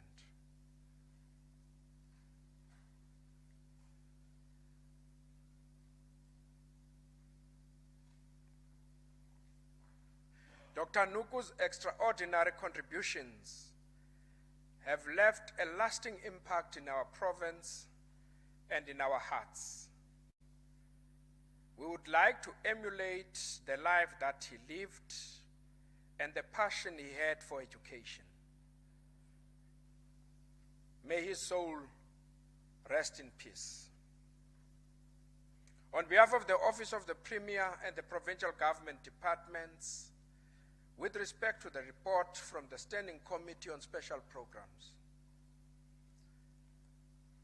I would like to welcome both reports and findings thereof. As it is required by the House, we will provide a report on the implementation of resolutions adopted by the House, emanating from the two reports. Honorable Speaker, we are meeting for the first time since our government petitioned the International Court of Justice for the application of the Convention on the Prevention and Punishment of the Crime of Genocide in the Gaza Strip. This application by the Republic of South Africa led to the historic victory for the international rule of law and a significant milestone in the struggle for freedom of the Palestinian people. On the 26th of January 2024, the International Court of Justice ruled that apartheid Israel's actions in Gaza are plausibly genocidal, and further indicated provisional measures on that basis. As the Eastern Cape government, we take this opportunity to appreciate all the efforts of peace-loving South Africans who took to the streets and engaged in other solidarity actions in support of the call for an end to gruesome oppression and dispossession of the people of Palestine, who experience daily atrocities from the Israel army, many of which are women, children, the elderly, and vulnerable groups. And we declare and say, from the river to the sea, Palestine will be free.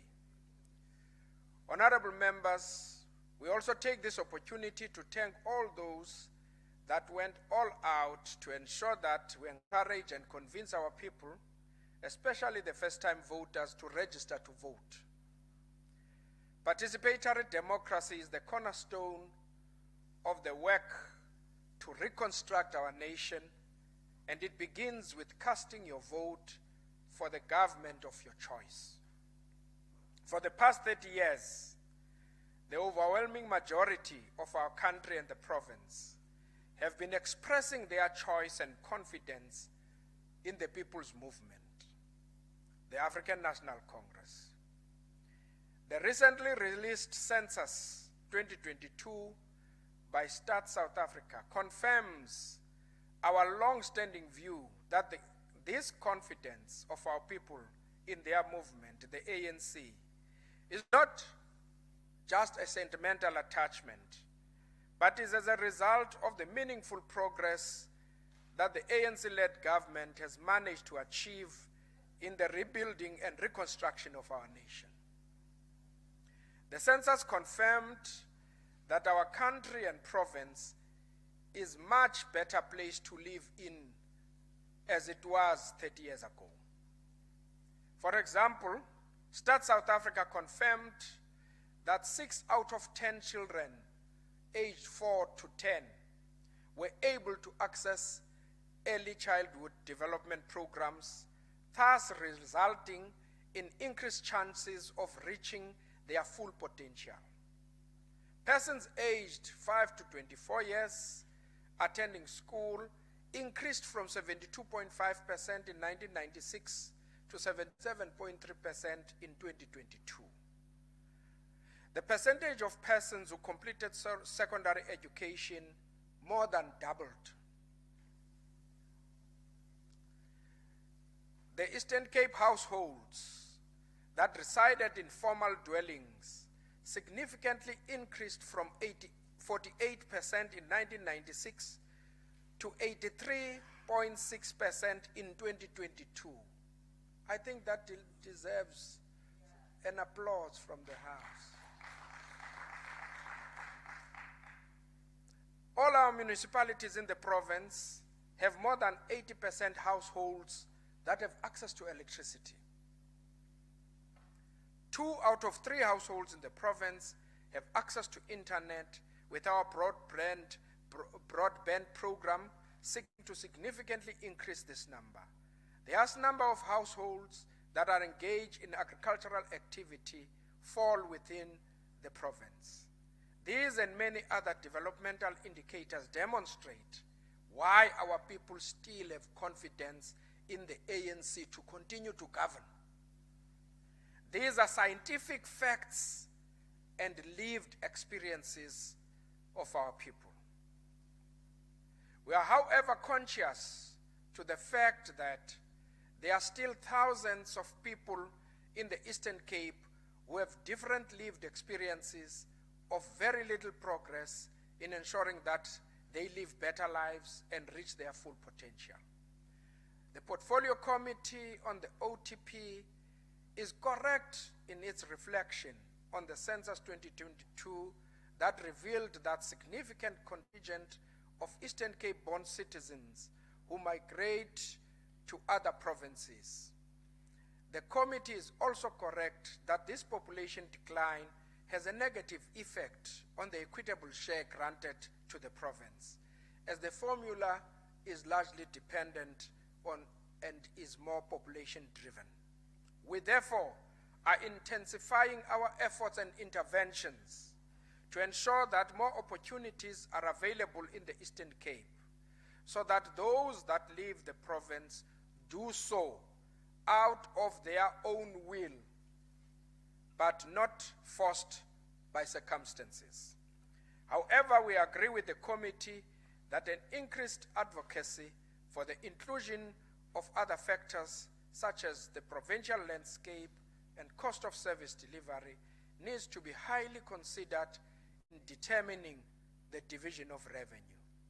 Our provincial development plan directs us to build a province that is enterprising and connected. And this cannot happen if we have poor network connectivity.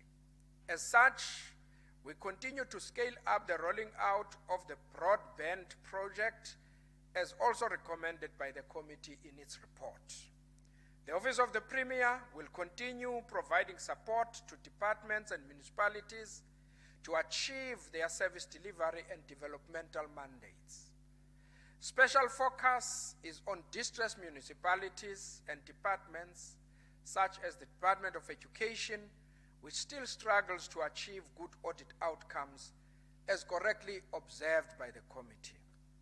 Honorable Speaker, indeed, the Standing Committee on Special Programs is correct in expressing its concern on departments that have not reached the employment equity targets of 2% on the employment of people with disabilities.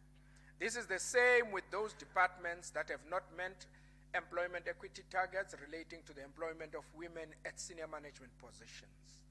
These and other equity targets must be met and surpassed by all government institutions in the province, not as an act of charity, but as a duty that this government must fundamentally transform our province by, amongst other things, mainstreaming of previously disadvantaged and marginalized groups. We are working around the clock to ensure that all our government buildings are user-friendly to people with disabilities, and we shall provide a concrete plan in this regard.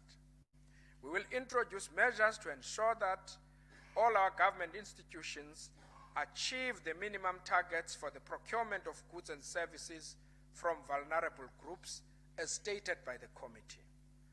Honorable members, before I conclude, let me take this opportunity to wish our national team and pride, Bafana Bafana, all the best as they take on Nigeria tomorrow in the semi-finals of the African Cup of Nations.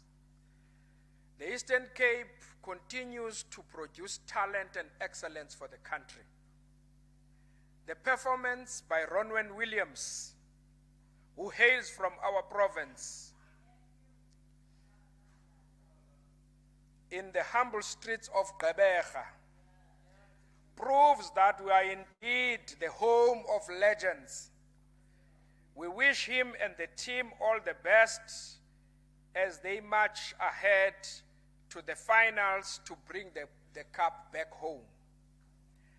As stated earlier, we welcome both reports of the Portfolio Committee on the OTP and the Standing Committee on Special Programs, and we will provide a detailed report within the prescribed time frames. Thank you very much, Honorable Speaker.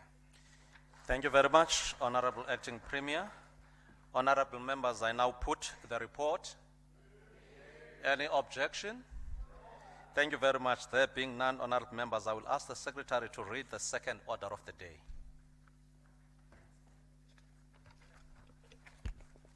Consideration of reports of Legislature Oversight Committee on annual and financial oversight reports. I now invite Honorable Fihlani to table and present the report. 10 minutes, honorable member.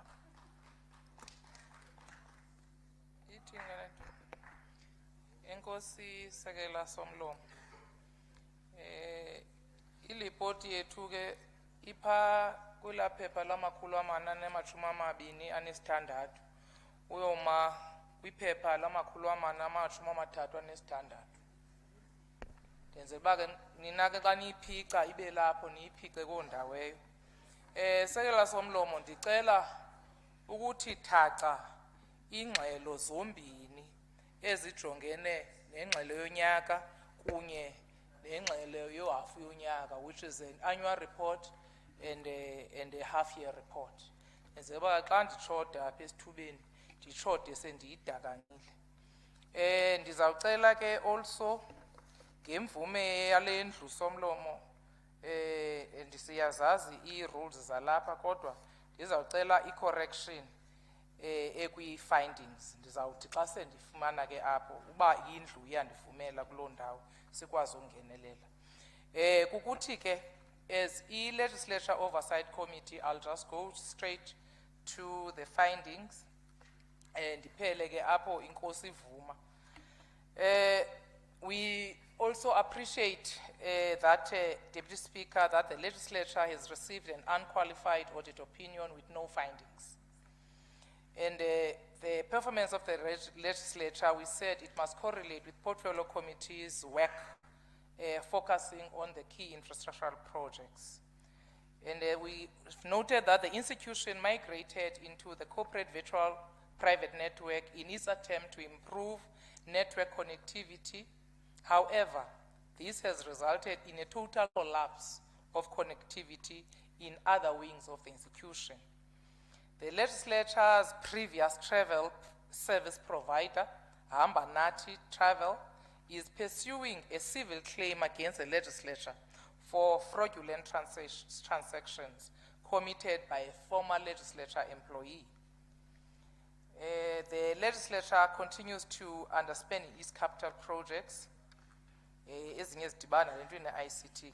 Legislature's re-engineering process did not meet the target of finishing the project by March 2023. The legislature has set up a budget committee that has not been properly resourced. We're saying there are also challenges with the branding and equal coverage of committee activities, wherein other activities are well branded and covered while others are not. And also a serious shortage in the corporate gifts within this institution. I'll just touch also, maybe let me leave the recommendation, if you can read and go to the program 2, on the program 2 findings. On the A, we've said the legislature, that's where I would like to correct that it must read that B, the legislature has old policy on fuel rates. Then recommending on B that the legislature must review and present an updated version on the policy within 30 days on the adoption of this report. Then we've also said that there are members that are also residing within the 60-kilometer radius, and which also at times it poses some risks, and that has to be looked at in terms of the recommendations. And also we've noted that the legislature is also failing to provide tools of trade for both members and officials in line, underline, in line with its policy prescripts.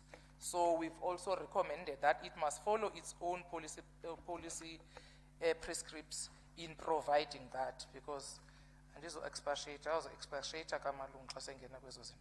then when you rush to program 3, we've said the planning of committees or some of the portfolio committees generally could not conduct sufficient oversight on key infrastructural projects in the year under review. The planning of committee activities is not informed by the institution's strategic plans and annual performance plans, and its result in the committee activities being congested in the legislature program. And a lot of committee activities such as processing of bills could not be conducted due to budgetary constraints, and thus creating a backlog of bills and congestions of the legislature program, which it goes into the next financial year.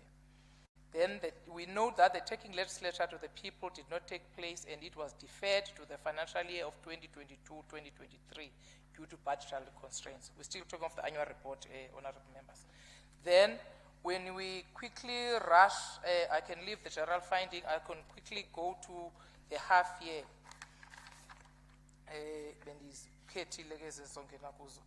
Yes, we've noted that the ERP system as it went live on the 15th November 2023, yet no training has been provided to all users, because some have also taken that. B, the Office of the Speaker was faced with challenges wherein SAPS has unilaterally taken a decision not to pay for its support to the offices, and also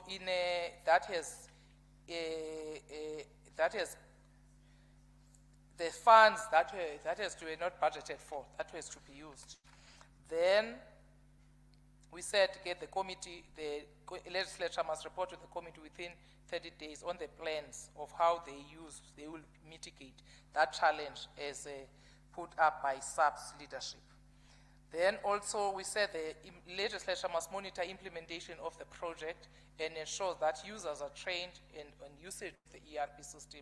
As some challenges, we will find that they cannot continue because some of the issues are clogged on the issues of SAGE. The legislature policy on the tools of trade it said the legislature must follow the prescripts. We've already touched that, even on the issue of the annual report. We've said I'm just trying to rush on some of the issues. On program 3, Honorable Deputy Speaker, we said some of the public participation processes have challenges due to them not being political led. And also the committee, we've noted that the Committee of the Whole House on Health conducted its first oversight visits to health facilities.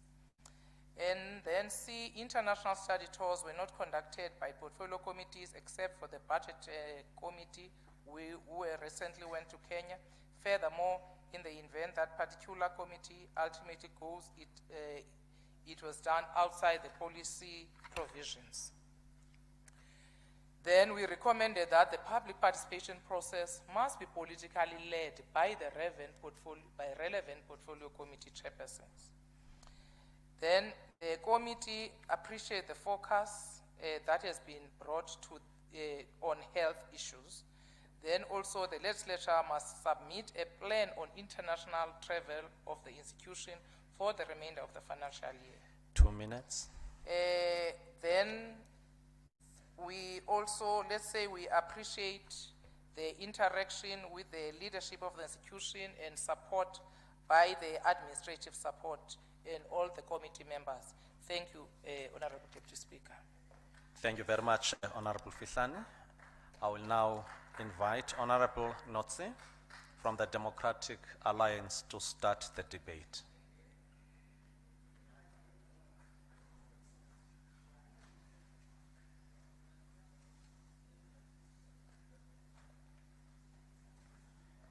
Nine minutes, Honorable Member. Good morning, Honorable Deputy Speaker, Honorable Acting Premier, members, guests. A very good morning from my side. Honorable Deputy Speaker, Honorable Stevenson was supposed to be the person standing here, and it was a very big moment for him because he has served on this committee for several years. He has spoken on this committee for about 25 times, he calculated, and he was really looking forward to deliver today what would be his last speech in terms of the Legislature Oversight Committee. But he will be joining us a bit later today. Honorable Deputy Speaker, the core question that we must be asking ourselves in terms of the Legislature Oversight is, are we really fulfilling our oversight responsibilities as this House? Do we really have a culture of accountability as the legislature in terms of oversight, or are we paying lip service to our oversight function? A lot can be done to sharpen up our efforts in terms of oversight and accountability. And I'm just going to use one example to illustrate where more can be done. And that is in terms of the resolutions taken by this House. We even have a Rule 203 specifically dedicated to ensuring that our motions and our resolutions are being implemented and that it gets addressed and that there's oversight into the implementation of our resolutions and motions in this House. There's a specific pathway that it needs to follow in terms of being given by the MEC to the MECs and communicated to the Speaker in writing and then to committees. Honourable Deputy Speaker, that is the very essence of what we do here. in terms of oversight in the legislature. It gives life to everything that this House decides, to all our motions and all our resolutions. And if we cannot keep track of what our decisions was as this House and make sure that we conduct oversight in how and when it is implemented, we are falling short of what our core responsibility is. And we would very much like to see a report on this for the last 5 years. Which of our decisions, resolutions, and motions that were passed by this House was actually implemented or is in the process of being implemented? Honourable Stevenson actually visited Lower Saxony a few years ago, and as you will know, that is one of the municipalities that we have a twinning agreement with. And what was quite interesting about that visit is that in terms of chairmanship of committees and even in the House, the one party does not monopolize all the positions. For in case sometimes some of the opposition parties or the second largest party actually chaired some of the committees.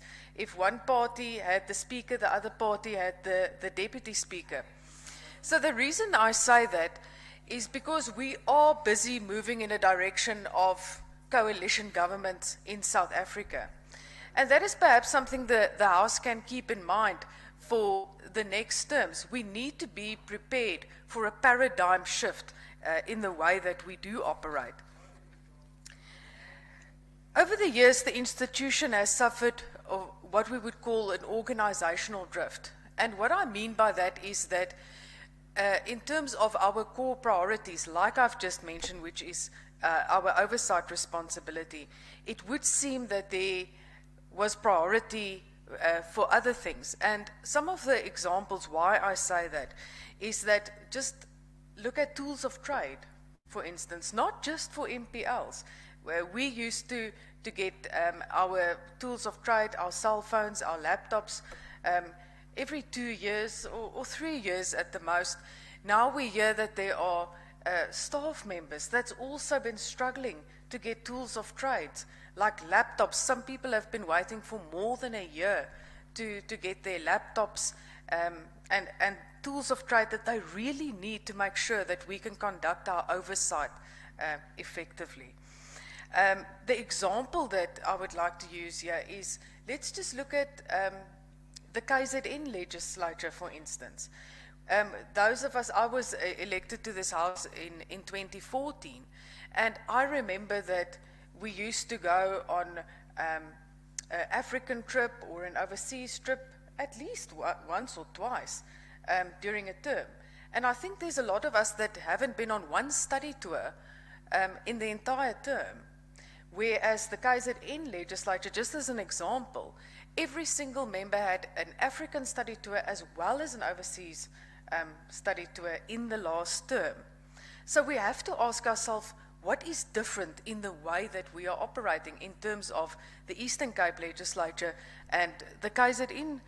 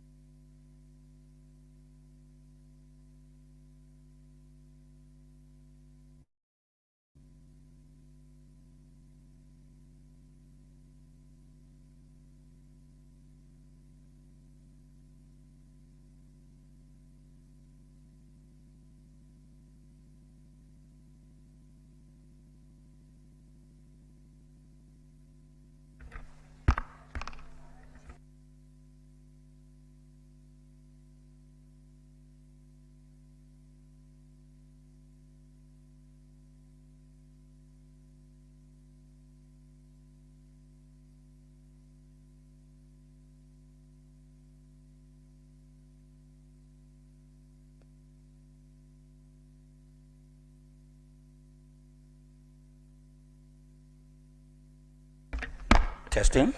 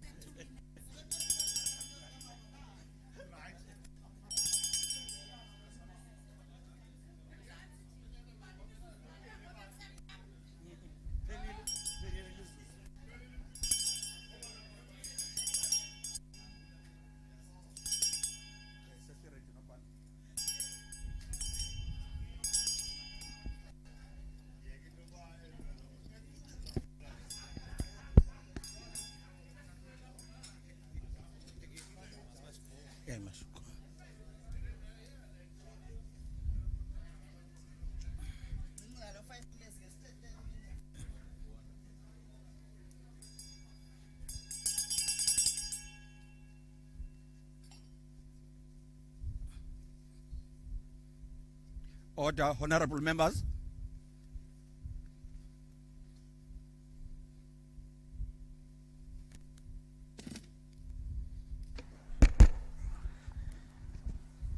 Honorable members, let's resume. I will now invite again Honorable Notsi. You still have your 3 minutes, 15 seconds. Over to you, ma'am. Thank you, Honourable Deputy Speaker. Speaker, just to refresh everybody's memory, I was speaking about the fact that we cannot go on study tours anymore. We don't have the funds. And that is an issue that centers around our organogram and other factors like the current cost of employment in the legislature. As it was raised in the previous debates as well, Honourable Deputy Speaker, there are now in this institution secretaries that earn more than ordinary MPLs, and we really have to look into that and how we are going to solve that. On that note, it will be extremely important to re-engineer and review the organogram of the legislature, especially in preparation for the 7th legislature coming in. It is unlikely that we will be receiving more money in terms of the fiscal outlook of the country. There are a couple of things that we need to take into consideration, especially in preparation for the 7th legislature. And that is, for instance, factors like the fact that our numbers might increase. Currently, we've got 63 members, and this might increase to 72. That will have a massive impact on the financial position of this institution. We are currently unsure whether that will actually happen or if it won't happen. The fact is that we need to be prepared for it. Then we also need to make provision for the fact that there might be independents that will be elected to this House. Currently, the way we operate, and also in terms of our rules, does not really make provision. Everything is geared around the system of political party representation. We need to take that into consideration. And then we also need to take into consideration the amount of members that will be leaving the institution at the end of this term, because their pensions, gratuities are things that's going to affect the institution financially, and we have to be prepared for that. Honourable Deputy Speaker, I want to conclude with the following, and that is that we need to bring ethics and pride and energy back into the House. I remember when I was elected in 2014, the press used to all be up there. When we were outside, people would interview us before we came in. There was such a vibrance and a presence and an energy to the House. And to be honest, and I think we must be honest with each other, it just doesn't feel the same anymore. And it is our responsibility that when we hand over to the 7th legislature, we hand over the discipline and the decorum and the energy that we used to have in this House over to them so that they can truly take off and fly. Thank you, Honourable Deputy Speaker. Thank you very much, Honorable Notsi. I will now invite the Economic Freedom Fighters, Honorable Dial. 5 minutes, Honorable Member.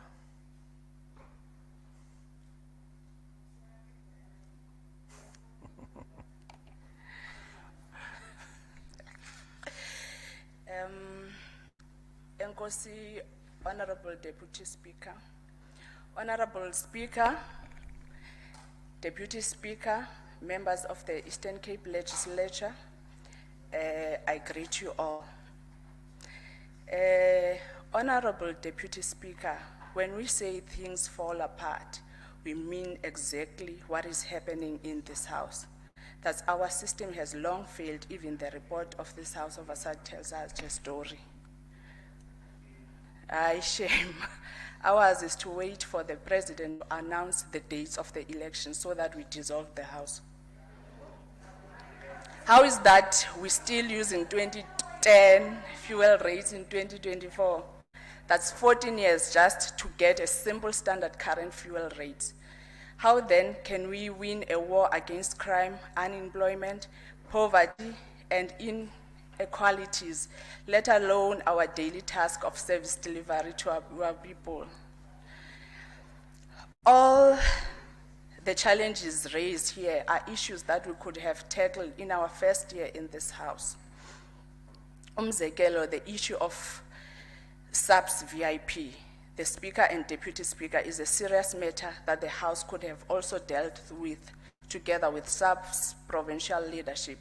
If SAPS has failed, who then is rendering the protection services to the Speaker and Deputy Speaker?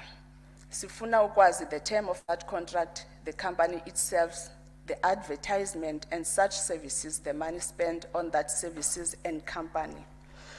Therefore, the EFF rejects this oversight report and recommends that it must go back to the committee for thorough interrogation. Thank you, Honorable Deputy Speaker. Thank you very much, Honorable Dial. Honorable members, I will now invite the African National Congress, Honorable Matiane, 14 minutes, my Honorable Leader. Thank you very much, Honorable Deputy Speaker. The Speaker of the House, who's also going to present the report here, the Acting Premier and the Cabinet, honorable members, the DG and the team from various departments, honored guests in the gallery, good afternoon. Honorable Speaker, this year, perhaps before I say this, I work with Honorable Nutse in various committees during this term. I like what she said. However, she said the fixation, even though she did not use the word, to party political system.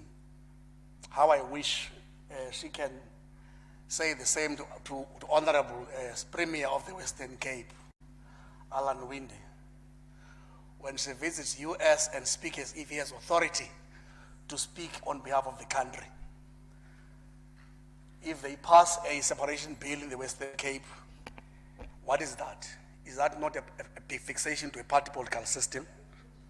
It is. We want patriotism over party politics. We can't go to another country and present ourselves as a governing party when we are not. Honorable Speaker, this year marks the 30th anniversary of our democracy, the journey of shaping South Africa into one that belongs to all who live in it. It has had its fair share of ups and flows. As we reflect on the journey we have undertaken, it is essential to recognize the transformative strides that have shaped our legislative landscape and reinforced the principles of accountability in our government.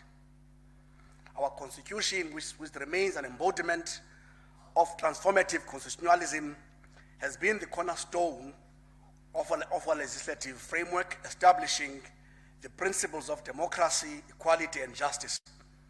The Constitution of the Republic stands as a testament to the ANC's commitment of building a nation that is founded on the values of accountability, inclusivity, and human rights. In the realm of legislative accomplishment, we must celebrate the myriad of transformative laws that have been passed to address historical injustices and fostering social cohesion. Honorable Deputy Speaker, landmark transformative empowerment legislation such as Employment Equity Act, Broad-Based Black Economic Empowerment Act illustrate our commitment to redressing historical imbalances and promoting socio-economic inclusivity. Similarly, exercising oversight ensures that substantive provisions of the Constitution are implemented in a manner that results in the meaningful realization of human rights and justice. Committees of this legislature that are tasked with scrutinizing the actions of the executive is pivotal in conducting checks and balances, thus ensuring that we build a legitimate, developmental, and capable state which serve the interests of our people as a whole. Honorable Deputy Speaker, exercising rigorous oversight over government apex priorities and key infrastructure projects is critical to accelerating service delivery and development of our province. For us to realize this, the institution and its committees need to be adequately resourced to ensure that we do not fail in fulfilling our mission and constitutional mandate. Additionally, Deputy Speaker, there needs to be adequate planning for the activities of the institution and committees.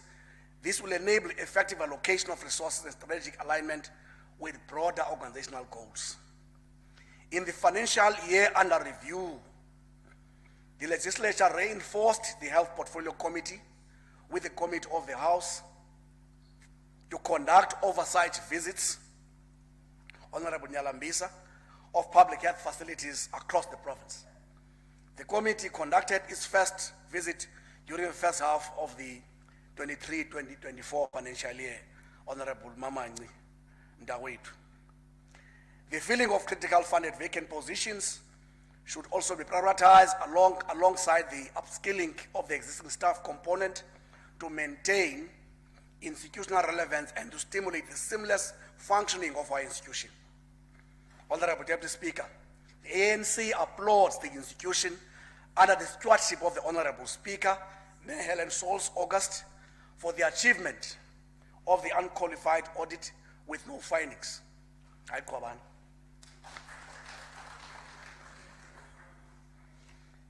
This reflects an unwavering dedication of the staff of the institution to continue to deliver on the constitutional mandate of the legislature under trying circumstances.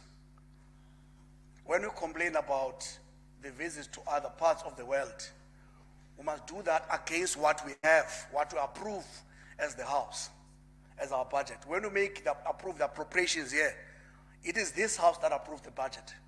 So when we come back and complain about the amount of visits we do or we do not do a year to outside the country for benchmarking, we must do that against what we have approved and perhaps go back and say we could have approved this much to accommodate the visits to benchmark elsewhere. We equally applaud the institution for its high-level achievements, such as the hosting of Taking the Legislature to the People in Joe Gabi, the Young Men's Dialogue on Gender-Based Violence, and Nelson Mandela Day program that were held in St. John's. Honorable Deputy Speaker, the Eastern Cape Provincial Legislature also conducted a number of public awareness programs, and as African National Congress were pleased that key to those programs, there was public participation programs that we did during the year under review, which gave meaningful public involvement, which is essential feature of our democracy that we all appreciate today. Public participation is a fundamental dimension of politics in a democratic dispensation.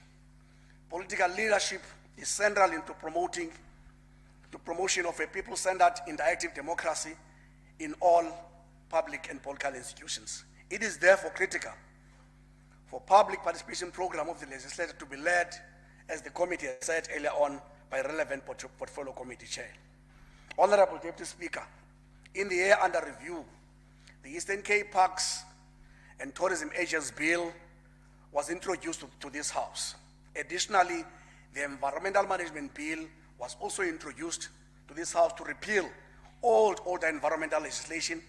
This to us as the ANC is a positive step toward dismantling the draconian legacy of apartheid.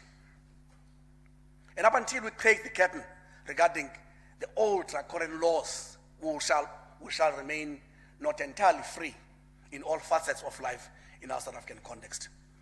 Honorable Deputy Speaker, over the years, budgetary constraints have hampered the acquisition of tools of trade.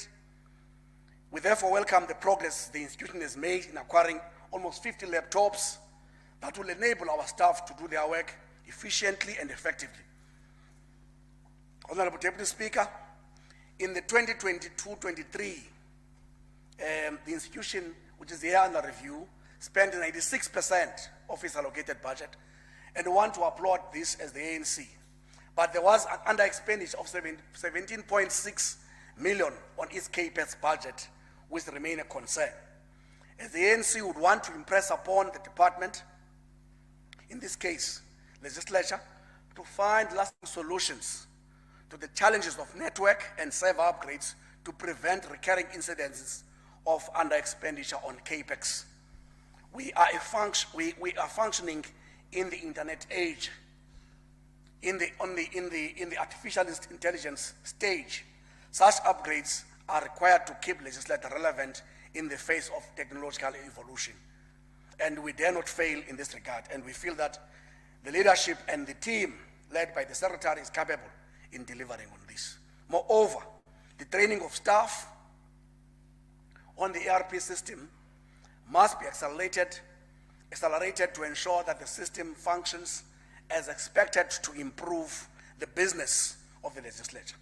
Honorable Deputy Speaker, in a bid to optimize available human resources in the face of shrinking fiscus, the review of the legislative structure and re-engineering of the institution must be finalized, and welcome that move. As at half year, the legislature would have spent 302 million, which translates to 52.2% of the allocated annual budget. Honorable Speaker, this should be closely monitored to prevent incidents of over expenditure by year end. Whilst it looks positive, it does pose a challenge that we may finish the money long before the year ends. Against this budget, the legislature hosted Africa Day webinar, held youth and regulars parliaments, and processed bills from the NSOP, 20 of them. In the spite of resource constraints environment, bringing life to what the policy speech would have indicated. Honorable House and Honorable Deputy Speaker, the committees of the legislature need to be adequately resourced. This area cannot be overemphasized, and the ANC want to emphasize this point to ensure that these committees fulfill their strategic goals and objectives of the legislature, and ensure oversight is realized across the areas where the committees are assigned.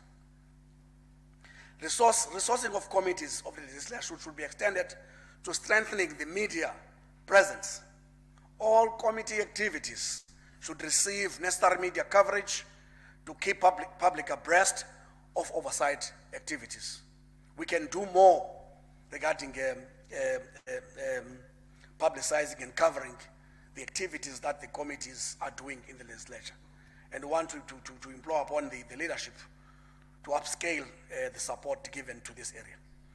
For the time being, the legislature must prioritize the availability of resources to ensure that all the programs are achieved. Honorable Deputy Speaker, the ANC will continue to provide unwavering support to the institution to ensure that it fulfills its vision of being an activist and responsive people-centered assembly for good governance and improvement of quality of life for all. The ANC hereby welcomes and supports the tabling of the annual and half-year oversight report of the legislature. Thank you very much, Deputy Speaker. Thank you very much. Thank you very much, Honorable Matuane. I will now invite the Honorable Speaker, Honorable Sauls August, to conclude the debate.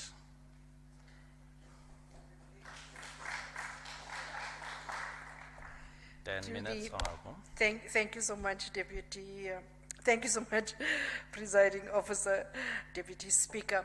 The acting Premier, the Chief Whip of the Legislature, leaders of the political parties, members of the Executive, honorable members of this august House, all of those members that are joining us on our live streaming platforms, ladies and gentlemen, good afternoon, goeiemiddag mense. Molweni nonke. Hello. Oh, you can say better than that. I know you must still go to lunch. Molweni nonke. Nkosi. Deputy Speaker, this past Friday on the 2nd of February 2024 marked the 34th anniversary since the unbanning of political parties and the release of political prisoners in South Africa. A profound moment in the footsteps that led to where we are today. On the cusp of the 7th free and fair democratic elections, an election which will for the first time see independent candidates contest in the national and the provincial elections. Also on the 2nd of February marked a somber moment for the province as we laid to rest the late Dr. Soyisile Nuke, who was the head of the department for the Eastern Cape Department of Education. Let me also extend on behalf of the legislature our profound condolences to the family of the late Dr. Nuku, his friends and the Department of Education and the entire sector as a whole, which have suffered an immeasurable loss.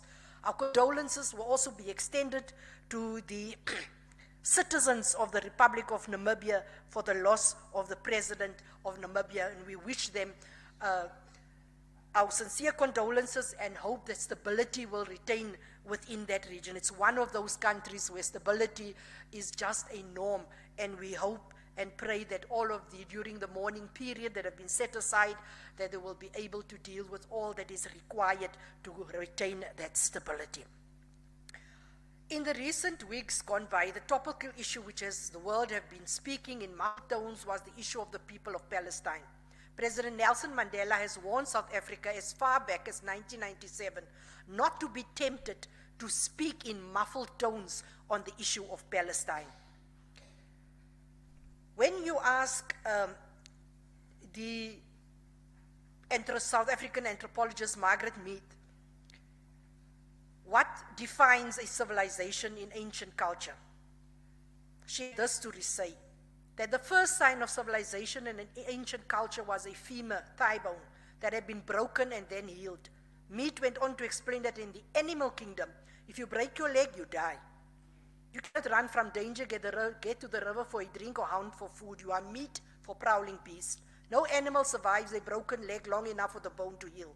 A broken femur that has healed is then evidence that someone has taken time to stay with the one who fell, has bound up the wound, has carried the person to safety, and has tended the person through recovery. What does that signify?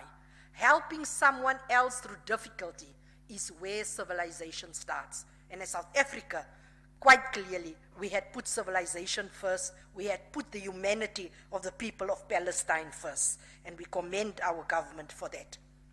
Let me welcome the report, Honorable Deputy Speaker, from the LOC, and duly note that we shall respond in detail at a prescribed time through the legislature rules. The LOC makes the recommendation that the legislature must ensure that the focus of the portfolio committees is on key provincial infrastructure projects. In this regard, we have taken a resolution that the planning for committees must be aligned with the strategic and the annual plans of the legislature. It can't be out of sync. And for that matter, the committee must take its planning sessions to be held at least no later than March in 2024, so that it then precedes the finalization of the APP and finds expression in the 24-25 annual performance plan of the legislature. The committee also makes a finding with respect to the South African Police Service, the unilateral decision that was taken that now we have to pay for the VIP protection services. Unfortunately, we are encumbered to pay this money that was not budgeted. But the question that needs to be posed, why is it that our portfolio committees have not taken up this matter? Surely it should have been a finding on their response. Why is it that the national portfolio committees have not taken up? Because nowhere in South Africa can you allow any department to unilaterally decide during a financial year that certain financial issues will be passed on to other departments. No department of government should be able to do that because it causes havoc and it creates havoc. But we shall persevere, and we've put measures in place. Obviously, that will impact on the office of the Speaker having to cut out certain programs that were supposed to be done in this last period of the legislature. I think it is also important for us just to reflect that, yes, we can mention here that KZN has gone on so many tours, but we must also understand where does KZN get their budget from and what was their budget, usually far higher than the Eastern Cape's budget. We must also look at the methodology that KZN applies in appointing staff. We have a bloated start at particular level, which KZN does not have. And it's all of those things that adds to things that KZN could previously have done. We must also not forget that in the period that we are mentioning where KZN have gone abroad, we must understand we had 2 years of COVID. And KZN did not go in the 2 years of COVID to send members to international trips. And we were severely top sliced. And KZN was not top sliced. It is only this year that KZN for the first time is being top sliced, and they are in a serious, serious financial crisis as the legislature, and it is impacting on their activities. And this year, the Eastern Cape, through our engagements with the Provincial Treasury, we have managed to get additional allowances, which the KZN was not able to get. When we are saying that we must review the policy, a policy that says that a member can have a cell phone, an iPad, and a laptop. My goodness, these are public funds. Is this the best way that we can spend our public funds?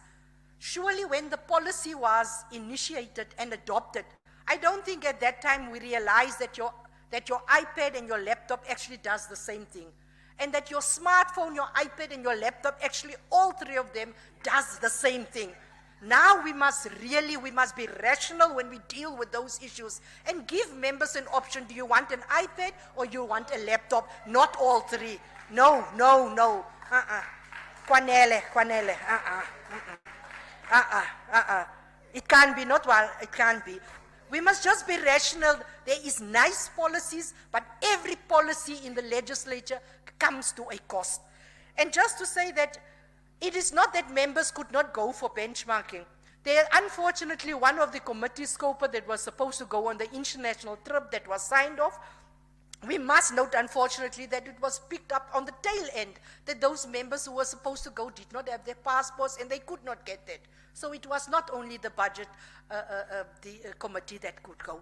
We must also know that there were 2 portfolio committees that were supposed to go on benchmarking exercises. Last year and the year before, they could not go, reasons unbeknown, but it was signed off. At the last minute, through other work, things, they then decided not to go. So yes, we must plan first. You cannot come today and to say you want to go on a benchmarking or an international tour. It must be proper planning. And I think we must all understand that victory comes when there has been planning. And I think if we are going to change this legislature, we must plan properly, plan and execute, keeping in mind what is the available resources. I want to thank the LOC, the Oversight Committee, for its sterling work, for oversighting our responsibility, for making sure that we keep on track and making sure that we always give our best. Also to the Secretary for the work that has been done, and to the team. Thank you so much. Thank you very much, Honorable Speaker. Honorable members, I now put the report. Any objection? Thank you very much. I will now ask the Secretary to read the 3rd order of the day.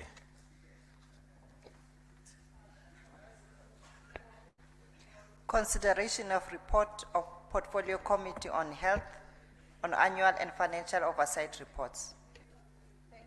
Thank you, Secretary. We call on Honorable Nyalambisa.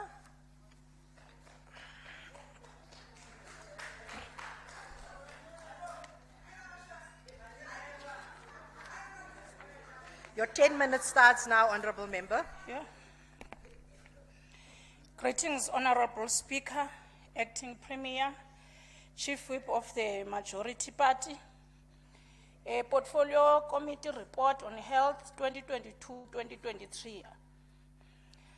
I will start with Program 1, Health Administration and Management, on page 535. Findings. A, the administrative overview failed to gel with the political overview as part of committing and conforming the strategic and political goals. B, unbudgeted medical legal claims continue to frustrate spending on service delivery platform despite the multi-pronged intervention strategy.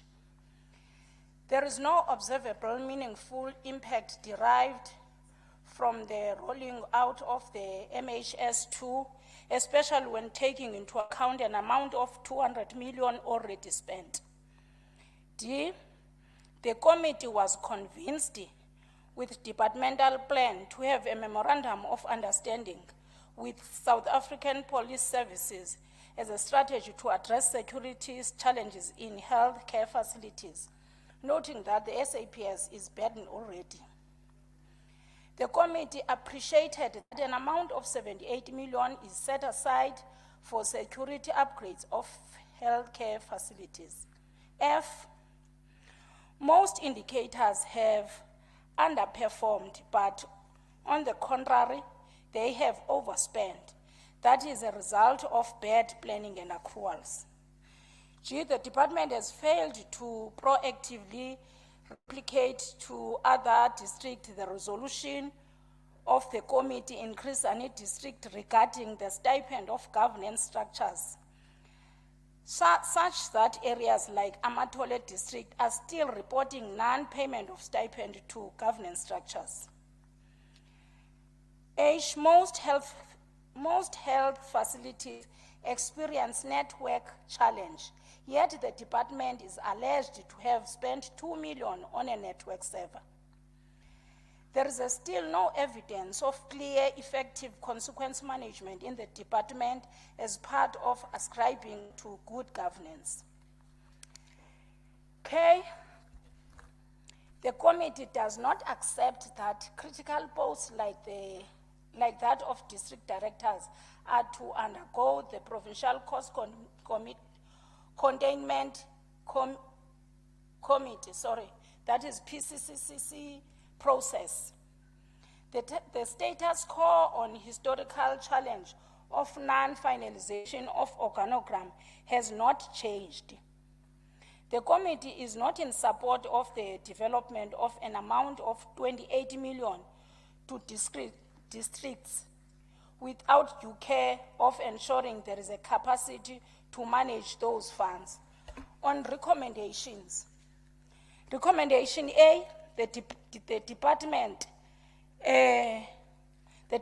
must ensure that administrative overview is in line with the strategic goals expressed in the political overview. B, whilst the committee appreciates efforts undertaken to address the medical legal claims, but the department must consider the importance of appropriate staffing in its facilities to alleviate the burden on the current staff as a first step to address the cause rather than consequence.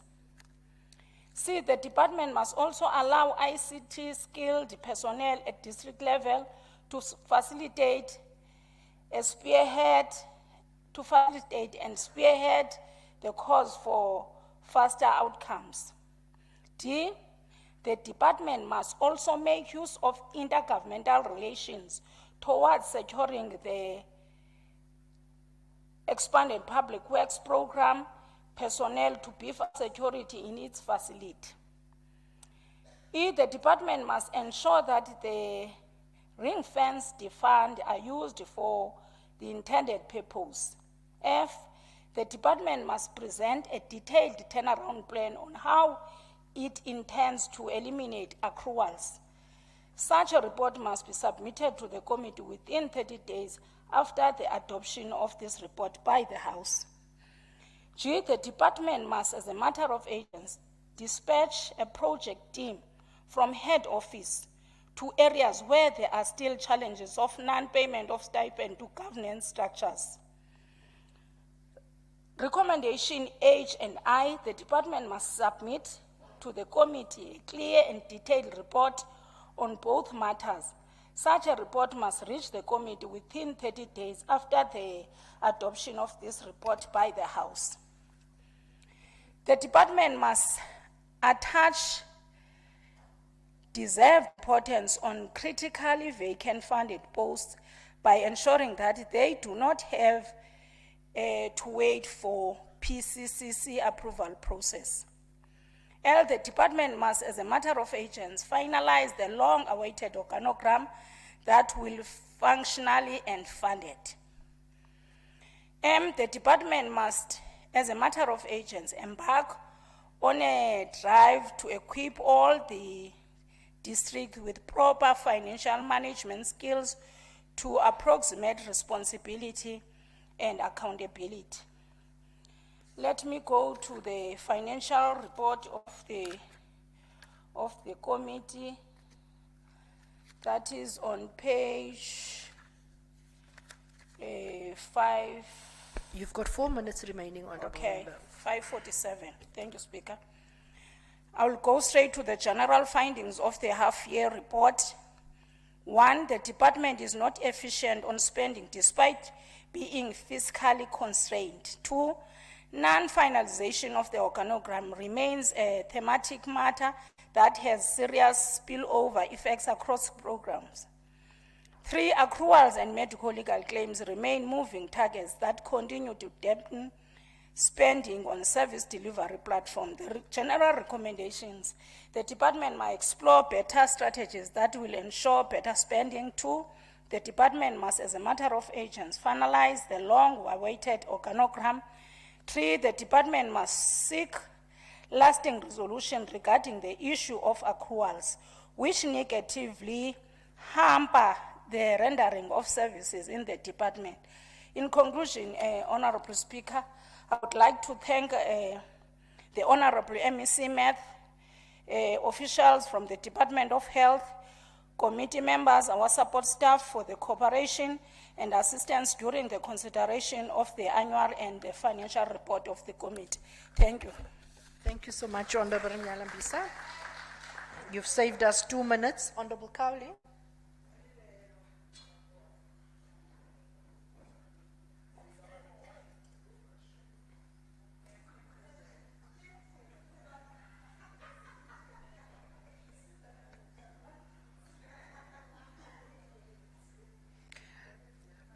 I have noted that members of the portfolio committees are not aware that there will be no questions posed to the members, to the committee as well as to the MEC.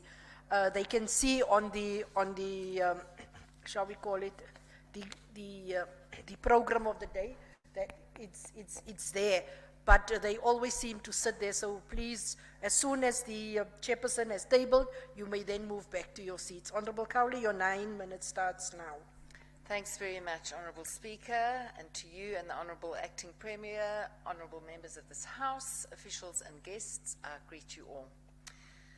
Honourable Speaker, the Eastern Cape Department of Health is bankrupt. Furthermore, other than the money that our national executive keeps borrowing from countries that they foolishly believe are their friends and allies, our national government is bankrupt too. The gravy train has finally run out of gravy, and diesel, and steam. There is nothing left. There is no more safety net for departments in trouble, and this department is in trouble. The lethal combination of payments to successful medico-legal claimants, combined with the ever-increasing burden of accruals on the operational budget, have resulted in a fiscal black hole. Furthermore, a bloated administration hiding behind the facade of an unfinalized organogram and a cabal of leaders who've devised a series of ill-conceived intervention strategies which have had absolutely no tangible impact on health service delivery are major contributors to this mess. There's a glaring disjuncture between what is being said at senior management level and what is actually happening on the ground. On paper and listening to senior managers, one would assume that everything is on the mend in the health department. One only needs to walk into any clinic or hospital to see that this is not so. Let us be reminded of some of the Auditor General's findings from the 22-23 financial year. There were insufficient reconciliation and review processes to determine the measurement of contingent liability. In other words, the department is incapable of measuring the value of the contingent liability against them. Secondly, significant internal control deficiencies within records management. In other words, patient records are still not safe.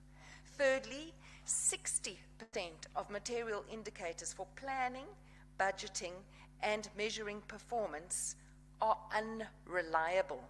In other words, the department cannot plan, budget for, or even measure its own performance. A damning compliance finding is that some construction contracts were awarded to contractors who did not qualify for the contracts. Other contracts were extended without the necessary authority. The two repeat findings, which have featured for 3 years or more, sum up all that is wrong with the department in a nutshell. A, there are no steps taken to prevent unauthorized, irregular, and fruitless and wasteful expenditure, and there is no evidence of any consequence management steps taken against officials who have permitted the expenditure or those who have themselves committed financial misconduct. When our senior officials could not be bothered to comply with legislated accounting and reporting norms, this disdain for the law spreads very quickly to all corners of the department. It is no wonder then that when I enter hospitals to conduct oversight, I see the security guards manhandling and bullying patients with impunity. It is no wonder that Ward 2B in Uitenhage Provincial Hospital has blood all over the floor and male patients who have lain in soiled nappies for days with no nurses to be found. It is no wonder that a 17-year-old girl called Ongeziwe Jugu from Flagstaff with a spinal injury from an accident was discharged from St. Elizabeth's Hospital without her shirt on and without anybody contacting her family member to fetch her. She landed up in Holy Cross Hospital on the floor where the doctor didn't even bother to examine her but gave her pain pills and sent her home. It is no wonder that the situation at Osmond Hospital remains unresolved after more than 2 years, while unions squabble and patients suffer. It has become the norm that employees in the health department do as they please, when they please, and how they please, because they know that nobody will do anything about it. You only need to look at the royal mess in Nelson Mandela Bay District to understand that human resource management is non-existent, but the HR manager there continues to sit pretty. What will happen to him? Nothing. Another planning disaster is the fact that 59 new employees were permanently employed from the 1st of November last year, and they've not been paid 1 cent yet. They've received letters explaining that non-clinical posts need to be authorized by the Office of the Premier, blah, blah, blah, blah, blah. Letters do not pay school fees, and you cannot eat a letter. The posts should have been approved before they were filled. Madam Speaker, I believe one should always give credit where credit is due. The response of the emergency medical services to the recent horror taxi and train collision in Addo was phenomenal. The EMS staff were professional, gentle, and super efficient, and we thank them for their work. It was stellar. Furthermore, the medical team that was waiting for the patients at Livingston exemplified the care, compassion, and commitment that we want in all of our facilities. So how do we emulate this commitment across the province? The one way to inculcate best practice is to acknowledge it, while at the same time effecting consequence management upon those who do not demonstrate it. This must happen at every level of employment, starting at the top. Providing health care is a gift and not a job. Those who see it as a job with benefits are the wrong people for the job. Madam Speaker, where the DA governs, we are cleaning up clinics, building hospitals, and ensuring best practice. In the Western Cape, more than 95% of our rural patients have access to an ambulance within half an hour. Our health department in the Western Cape is collaborating with the French government in order to share best practice. There are incredible health innovations happening elsewhere in Africa, such as the drone delivery of chronic meds to remote regions in Rwanda and the drone delivery of blood to accident victims. In the Eastern Cape, if we can't even roll out broadband, then there's little hope of other innovative technologies under the ANC-led government. But when the change comes, and it is coming, all the gravy guzzlers will be sent packing and best practice will become the order of the day. We will fix what we have and we will make it work. The DA has a plan to rescue the Eastern Cape and South Africa, and we will continue to fight for the people of this province to ensure that they get the health care that they deserve. The DA does not support the health budget because it will once again be maladministered without any consequences. I thank you. Thank you, Honourable Member. Honourable Madikizela from the EFF, your 5 minutes starts now.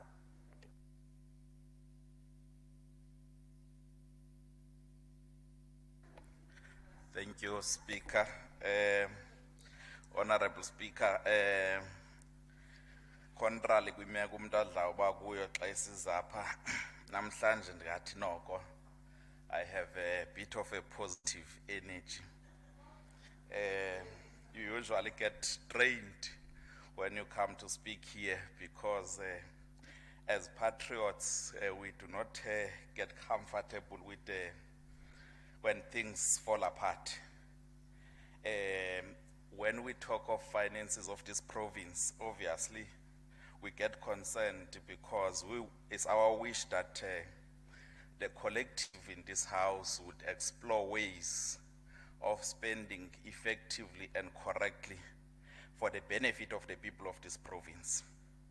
As we speak, more than 30% of ambulances of the Department of Health are stuck on repairs. And in the same state, they stay for at least 3 months for them to be repaired. Even on the simplest things as brake pads, suspension, simplest things that you sort out in one day in your own car. But ambulances are stuck on repairs or stuck. Yeah, very correct. I don't know why they removed you as a sports MSc and put Magogo with. Okay, no, it's fine. But let me focus here. Honorable Speaker,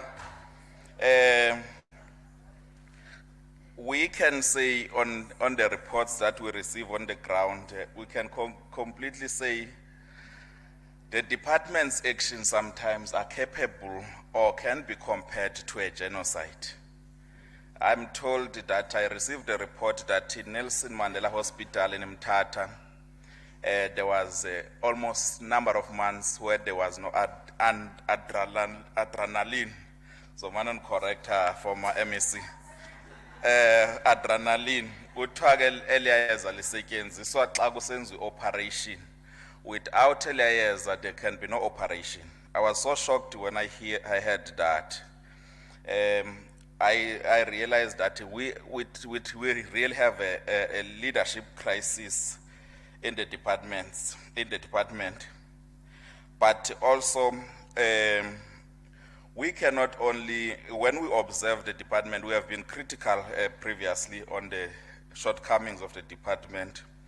But after this oversight, you get deeper and deeper in thinking and trying to analyze what is happening and realize the ineffectiveness or dysfunctionality of other departments also affect the Department of Health negatively. The dysfunctionality of transport is affecting public health system of the Eastern Cape, and also the dysfunctionality of public works is as a result that we have izibhedlela ezidilikayo ngoku ezinye i-building ezingekho user friendly okanye usable.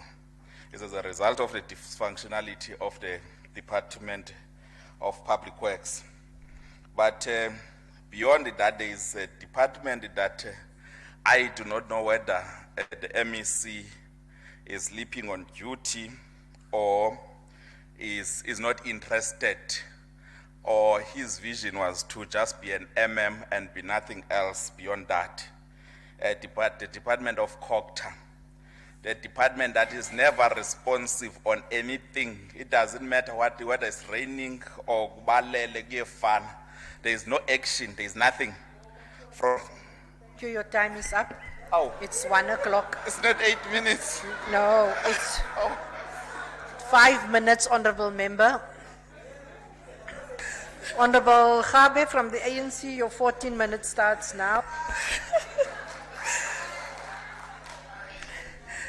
Thank you very much, Honorable Speaker,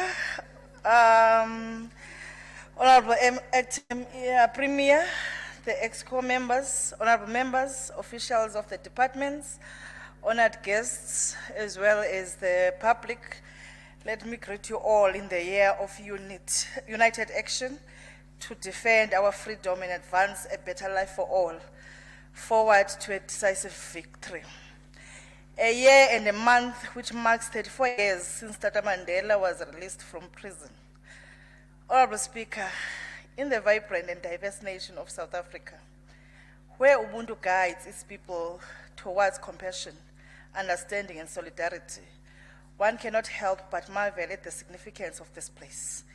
It is a land that has triumphed over adversity, emerging as a beacon of hope in the struggle for justice and equality. Ubuntu, an African philosophy emphasizing humanity's interconnectedness, resonates deeply within South Africa's collective spirit. It is a philosophy that not only unites its citizens, but also encourages them to extend their empathy beyond their borders. Thus, it comes as no surprise that South Africa has taken up the mantle in fighting for the just cause of Palestine. The journey towards justice for Palestine is rooted in shared experiences between these two nations. Both have fought difficult battles against oppression and discrimination. South Africa understands all too well the pain inflicted by apartheid, a system that sought to dehumanize and marginalize its own people based on race. This painful past fueled an unwavering determination to eliminate injustice wherever it may be found. Honorable Speaker, South Africans have witnessed firsthand the transformative power of international solidarity during their own anti-apartheid struggle. They know how critical it is for oppressed people to stand together against oppressors who seek to divide and conquer. In embracing this truth, they have chosen to support Palestinians' quest to self-determination and freedom from occupation. Those who understand Ubuntu comprehend that standing up against injustice requires courage and a commitment to human dignity. South Africa's unwavering stance is an embodiment of this spirit, reminding us all that justice should never be compromised or negotiated away. As we witness this historic moment unfolding before our eyes, let us appreciate South African government's contribution to the Palestinian struggle. Before I get carried away by this good deed, let me not torture you by painting a picture of the collapse of the health system of that country, but rather shift my focus to here at home, a progressively led country which continues to put the people first.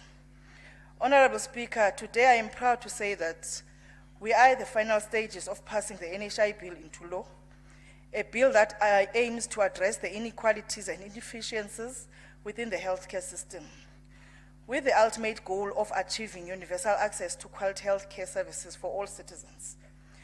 It is a known fact that in Eastern Cape Department of Health has been and is still facing many challenges. Many of these challenges can be attributed to the apartheid regime, as this province was one of those most neglected and impoverished provinces in the country. We note, Honorable Speaker, this opportunistic comparison between our province and the Western Cape. We have some who decide to ignore the fact that these two provinces have unique historical, political, and economic contexts that contribute to their current situations. Thina bantu ke baqondayo will continue to acknowledge the systemic inequalities, limited access to resources, and infrastructure challenges that have resulted from the historic injustices, and also acknowledge their differences while supporting government's initiatives that aim to address these ills in our province. Nonetheless, Honorable Speaker, a lot has been done by the Eastern Cape government and by the department's leadership to deal with some of those challenges. It is known that amongst the challenges we are facing as the province is its under-resourced and overburdened healthcare system. But then we have a progressive government that proposed the NHI, which proposes to address this issue by redistributing resources more equitable across the country, ensuring that all provinces, including the Eastern Cape, have access to sufficient funding for healthcare services. This definitely could potentially lead to improved infrastructure, increased staffing levels, and a better equipped facilities in our province. Furthermore, this NHI aims to reduce health inequalities by providing equal access to quality healthcare services regardless of socioeconomic status. And with a province like Eastern Cape, where poverty levels are high and many individuals struggle to afford private healthcare, implementing the NHI will result in significant improvements in health outcomes for marginalized communities.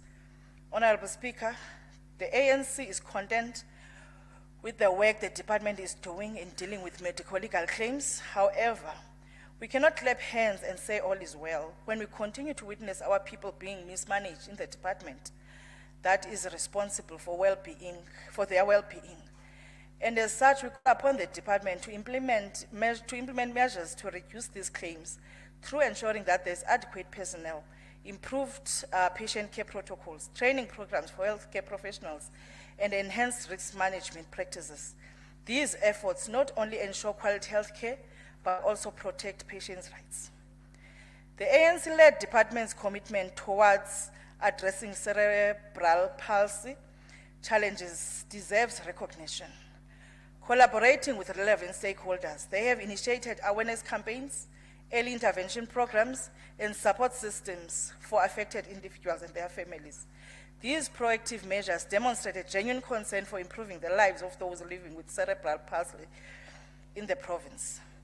As much as we know the historic infrastructural challenges are a burden for the department to deliver quality healthcare services for all citizens, that as it may, we can't ignore the fact that with the constrained resources, the department managed to build new state-of-the-art facilities and renovate some existing healthcare facilities.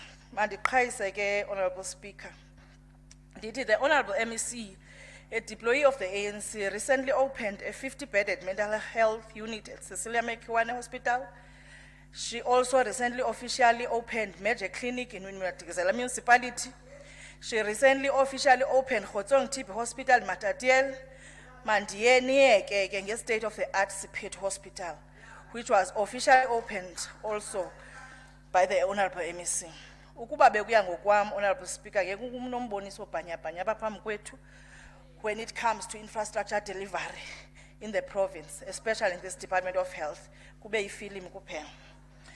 The department needs to continue with the public-private partnerships. They are yielding very positive results, as noted in the CMH mental unit that got renovated. The Youth Zones initiative, which has ensured that we have more than 500 youth zones across the province, is very much appreciated, as it would play a vital role in curbing and managing healthcare needs.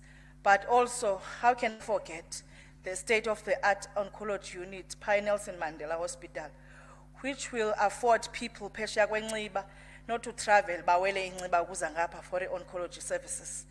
Kuninzi, Honorable Speaker, but ixesha lincinci. Honorable Speaker, let me conclude by saying the ANC acknowledges the findings of the committee, which among others is the ever being finalized organogram, underperformance in revenue collection, Komani psychiatric hospital issue, accruals, non-payment of stipend for governance structures, and as such it calls upon the department to act upon this. Noko ezinye izinto ezihlebisayo masiziyeke. On that note, Honorable Speaker, let me say we shall overcome, and the ANC supports both reports. Thank you very much. Thank you so much, Honorable Member. You have saved us indeed a lot of minutes. Thank you, Honorable Gabe. We call upon the Honorable Met, MEC for Health. Your 10 minutes. Oops. Please assist the Acting Premier.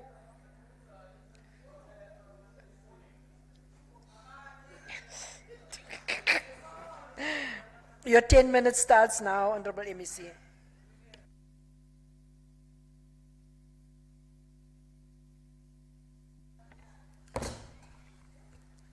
Thank you so much, Honorable Speaker, the Honorable Deputy Speaker, the Honorable Premier in absentia, the Honorable Acting Premier, Honorable Chief Whip, Honorable members of the Executive Council, the Chair of Chairs, our Honorable members of the Portfolio Committee, our Honorable members of the House, traditional leaders who are listening wherever they are, our DG, the HODs, and all other government entities, leadership, our employees, the people of the Eastern Cape, ladies and gentlemen, good afternoon. Allow me to first send our sincere condolences to Cabinet and the families of Dr. Soisile Nugu, the former acting HOD of the Department of Health, and Ms. Ncebakazi Tiwane, the Secretary to the Cabinet. May their souls rest in peace.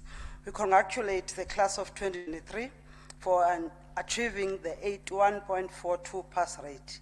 Also congratulate the Eastern Cape Department of Health for its work through the integrated school health program, which ensures that learners have good health as they attend classes.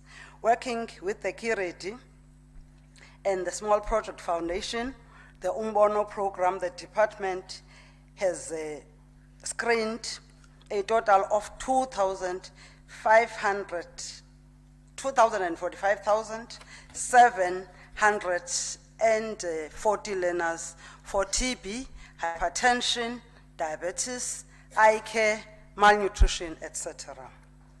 Of those, 5,200 learners were given spectacles. 319 eligible learners were offered the PrEP, which is the prevention of HIV transmission to HIV negative individuals. 9,689 grade R learners were given vitamin A, which is crucial in the prevention of the blindness. Focus group discussions were conducted with 81,443 eligible learners in addressing sexual reproductive health and rights. This is assisting on the reduction of teenage pregnancy. A total of 29,523 learners were engaged about substance abuse. A total of 56,256 grade 5 learners were provided with the second dose of HPV. Thus, in an important vaccine at the early age, as it protects these young girls from developing cancer in their adult life. A total of 381 learners have been provided with comprehensive services by the donated integrated school health programs, which we appreciate the Anglo-American, our partner. Indeed, Honorable Gabe, we are strengthening the private-public partnerships, and they are yielding positive results. These services include eye screening, general health screening, and oral health screening. Starting from tomorrow until February the 15th, we will be visiting BCM and Amatole District with our partners Kiredi, where we will target 1,331 learners from 24 schools around Amatole and PCM. We will give learners free health checks and issue spectacles to ensure they can concentrate in class so that we can maintain last year's pass rate or do even more. Allow me, Honorable Speaker, to also congratulate Bafana Bafana for qualifying for the AFCON semi-final for the first time in 24 years. We are having this plenary session during February, a month of love, and as we shower our loved ones with love, we must be faithful to our partners. Those that are not yet married, sorry, Honorable Speaker, those that are not yet married must make sure that they are honest and they are also using condoms to avoid or to protect them from STIs. Honorable Speaker, we welcome the opportunity to be part of the plenary session, which is crucial to improving the quality of services to the people of the Eastern Cape. We want to appreciate the diligent oversight work that is being done by the Portfolio Committee on Health. The oversight role that the committee does goes a long way in ensuring that accountability in the department Honorable is Matt, improved. can you just, MEC, honorable members, the MEC is on the podium. Don't get excited because of fidelity and condoms being mentioned, please. Over to you, We honorable. want to appreciate the diligent oversight, Honorable Speaker, and we have noted the reports, acknowledged and accept the findings and recommendations of the Portfolio Committee. And we want to assure you that as the Department of Health, we shall implement and submit the report within the 30 days as required. Although I will not be able to delve much into the responses of what the department is doing, Honorable Speaker, let me just say a few things. The department acknowledges the delays on the finalization of the organogram. However, the department's task team is now embarking on the change management roadshows, which marks the final steps towards the finalization of the organogram. We are targeting, March the 31st as the date of finalization of the organogram. On the safety concerns at health facilities, we and other leaders that are elected in this house, traditional leaders, religious leaders, the society at large, and the communities and civil society, we must ensure that we deal with these issues and address the issues of lawlessness that is targeting our health facilities. The Department of Health, Honorable Speaker, at its report, it invested 78 million rand to ensure that we have tight security in our facilities. However, without communities taking ownership of this, we cannot achieve what we want to achieve. We also pledge that our communities play a role, as there's a new phenomenon now that is rearing its ugly head of people stealing the fences in our facilities, in particular clinics, and targeting our hospitals to steal the cables, like what has happened in Doranginza, leaving the municipality without electricity for 5 days. This was 5 days of not having electricity and operating with generators, and even generators could not be connected at the initial stages as there were no cables to connect them. As the Eastern Cape, we have the highest number of facilities in the country, and as such, we cannot afford to have day and night securities in our clinics, as our facilities are close to 1,000. It can't be that EMS crews, the nurses, and other civil servants, in particular clinicians. My apology, Honorable MEC, you only have 2 minutes remaining. Are robbed and targeted with impunity. We need communities to help us on this issue. Honorable Speaker, as we stand here, we want to say, as the Department of Health, we've done a lot of work in ensuring that we roll out a very progressive program of ensuring that we do find the lost and found in terms of the TB and HIV patients. We are doing this in one of the best practice clinics in the Gang area in KSD and in Flagstaff CHC in Ingoza as we start to roll out the NHI. All other reports on what we are trying to do and in trying to respond to the recommendations of the Portfolio Committee shall be submitted as expected as we work towards ensuring that universal coverage as the NDP and the PDP guide us is achieved. we see a lot of improvement that we are doing. We stand here and we congratulate and we thank the work that is done by our portfolio committees. We said our departmental officials and also this August House, the legislature, in ensuring that we work together to ensure that we achieve the universal access to health as instructed by our own NHI that is still to be assented to below by the President. Thank you very much, Honorable Speaker. Thank you so much, Honorable Mayor. Honorable members, I put the report.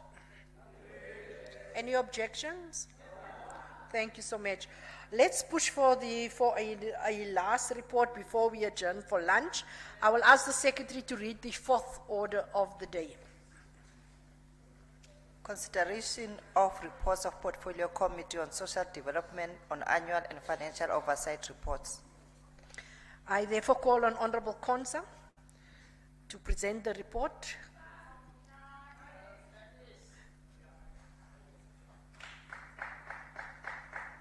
Your 10 minutes starts now. Thank you, Honorable Speaker. I predicted you wrongly, Honorable Speaker. I won't say what my predictions were.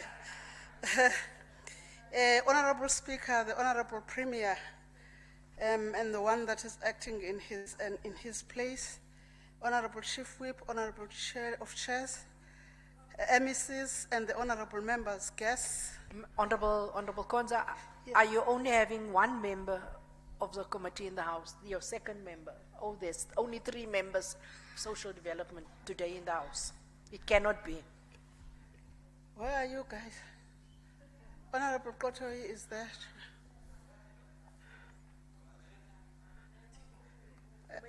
You may proceed, Honorable Member. I'm just noting. Okay. Then my greetings have been extended, Honorable Speaker. The report of social development stretches from page 436 in the reports to page 468. I will try, Speaker, to just to look at a few recommendations and findings because of time and because of the fact that the report was circulated to members. In relation, I will start with the annual report, Honorable Speaker, and with it in Program 1, I will just take one finding, which is finding A. The department overachieved on its annual targets for compliance interventions undertaken for NPOs, funded organization monitored for compliance in line with the department's prescripts and information management services rendered. And the recommendation for that is that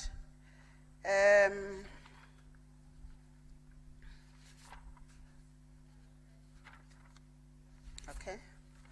And the recommendation for that is that the department must devise a remedial action to improve its planning of performance indicators and target setting in the intensification of monitoring efforts for the next funding cycle, extra weekly reports on leave management and NPO payments provided as reasons for deviations from the set annual targets should have been incorporated in the initial planning process.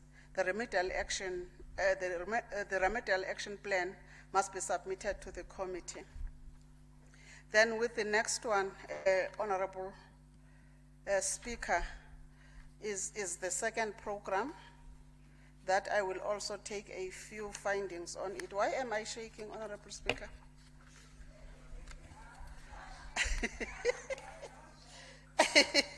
I hope there's some medical professional around.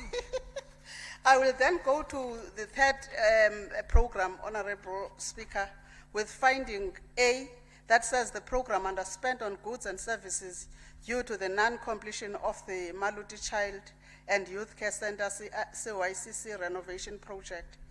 And that as a recommendation, the department must ensure that Maluti CYCC renovation project is complete and funds are available in the 2023-24 financial year.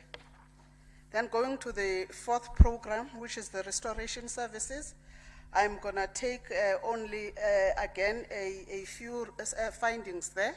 I'm gonna take finding F and finding G, that the number of persons in conflict with the law who have completed the diversion program and the number of the children in conflict with the law who have accessed the secure care program and achieved the annual targets by 12.3% and 19.1% respectively. This is a repetitive finding. And G is the service users who access substance use disorder treatment services was overachieved by 175.2%. And the recommendations there are that in F, the department must submit a strategic plan to address the underperformance on the number of persons or children in conflict with the law who have completed the diversion program. And G, the department must ensure that in its planning, the high demand of SUD treatment services must be considered when setting annual targets for this term. I will then rush to the financial half-year oversight report, Honorable Speaker. There again, I will just take a few. In program 1, I will take B, supply chain management challenges which remain unaddressed continue to have adverse effect on the finalization of tender and spending patterns of the department. Training and development and procurement of laptops are some of the items that have been affected in this regard. And the recommendation for that is that the department must submit an intervention plan with timeframes that will address the SCM challenges and must further ensure prompt finalization of tender processes for all affected items such as trainings and procurement of laptops. The next finding in the program is finding F, that monitoring of funded organizations was negatively affected by limited vehicles and closure of some offices in Alfred Nzo, OR Tambo, and BCM. And the recommendation for that is the department must demonstrate how it intends to service communities in the manner that will not compromise service delivery through monitoring of funded organization. An action plan that will address the closure of the offices and the issue of limited vehicles must be submitted to the committee. The last recommendation in the program is finding G. The department employment equity target for people living with disabilities is at 1.96% for the half year. And the recommendation is that the department must submit a written report to the committee stating plans to improve the employment equity targets, especially regarding the people with disabilities. Program 2, finding C, the program underperformed on social relief of distress and sanitary dignity program due to the delays in the finalization of tenders. Furthermore, expenditure projections for social relief sub-program were set very low, which is at 28.9% for the half-year report or period. I must say, honorable members, that this has been our very, very critical concern on the issues of social relief of distress. And then on C, the department must fast-track the procurement processes for the implementation of both projects, which are meant to alleviate poverty levels and dignity to affected communities and learners. A report addressing the underperformance and low expenditure projections must be submitted to the committee. On the next program, which is program 3, Children and Families, we take B. Honorable and D. Member, you Yes. only have 2 minutes remaining. Thank you, Speaker. There is misalignment between reported achievements on targets and the financial expenditure as shown in the clause, and that the department, as D in finding D, the department continues to underachieve its half-year targets of children placed in valid foster care centers This is a repetitive finding, and the recommendations are as follows. B, the department must devise strategies that will assist in ensuring that there is alignment between reported achievements and financial expenditure. A plan in this regard must be submitted to the committee. And D, the department must submit an intervention plan to address the underachievement on the targets of children placed in invalid foster care centers or through those orders. And then the fourth program, finding C, the department will shift funds amounting to 1.83 million appropriated for Ernest Malgar's Konobuhle Stop Center. These funds were not utilized due to delays in the procurement process. And the recommendation for that is that the department must provide reasons for shifting of funds from these critical programs and must further submit an intervention plan that will ensure that service delivery will not be compromised. Your time with is that up. being said, we present the report, Honorable Speaker. Thank you so much, Honorable Member. I call upon Honorable Botha from the DA. Your 9 minutes starts now. Honorable Botha.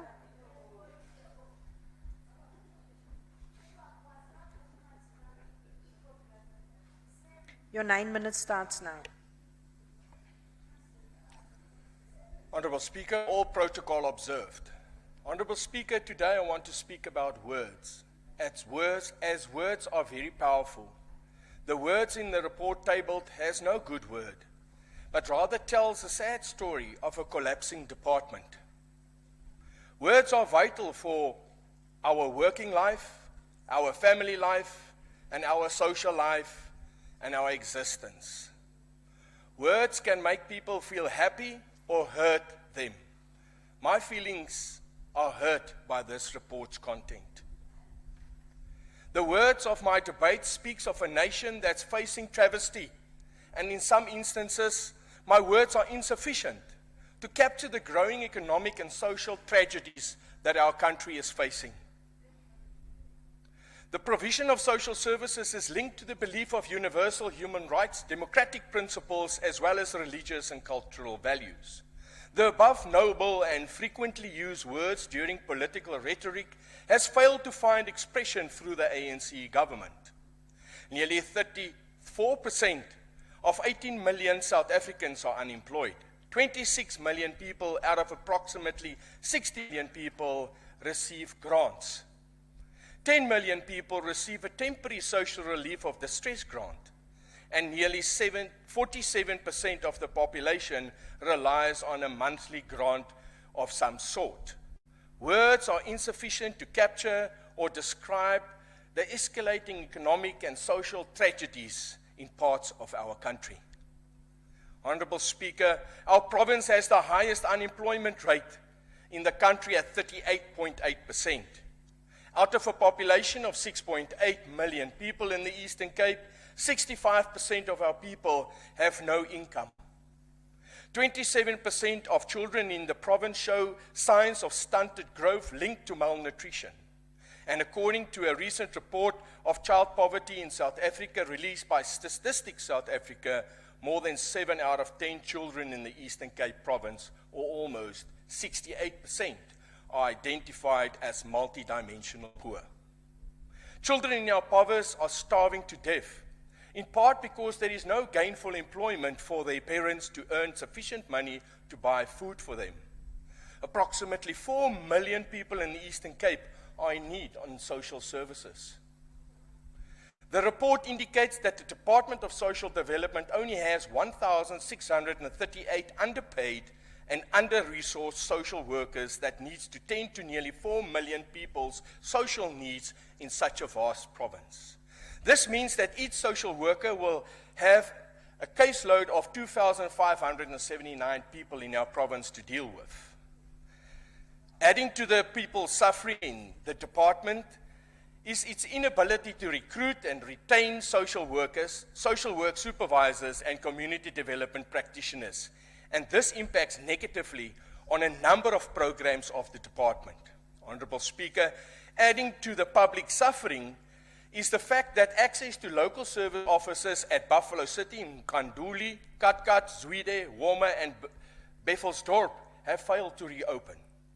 District MPO units have a serious shortage of personnel, which impacts negatively on their ability to manage processes. Homeless people are staying on the streets as the department closed the shelters that was established during COVID-19 pandemic, and the ANC is still fighting who's responsible for dealing with the matter between national, province, and local. Various department programs have underspent and underperformed on their targets, and this indicates that there is a serious challenge within the Department of Social Development. The political and administrative leadership strife is all signs that the department is failing to deliver quality and professional services according to Batopile principles in the Eastern Cape. The department underspent its final appropriation by over 75 million rand in the financial year 2022-23.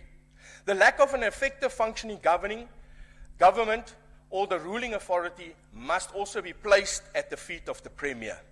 He has allowed corruption, mismanagement of resources, and internal political and administrative conflict to contribute to a failed state of affairs in our province.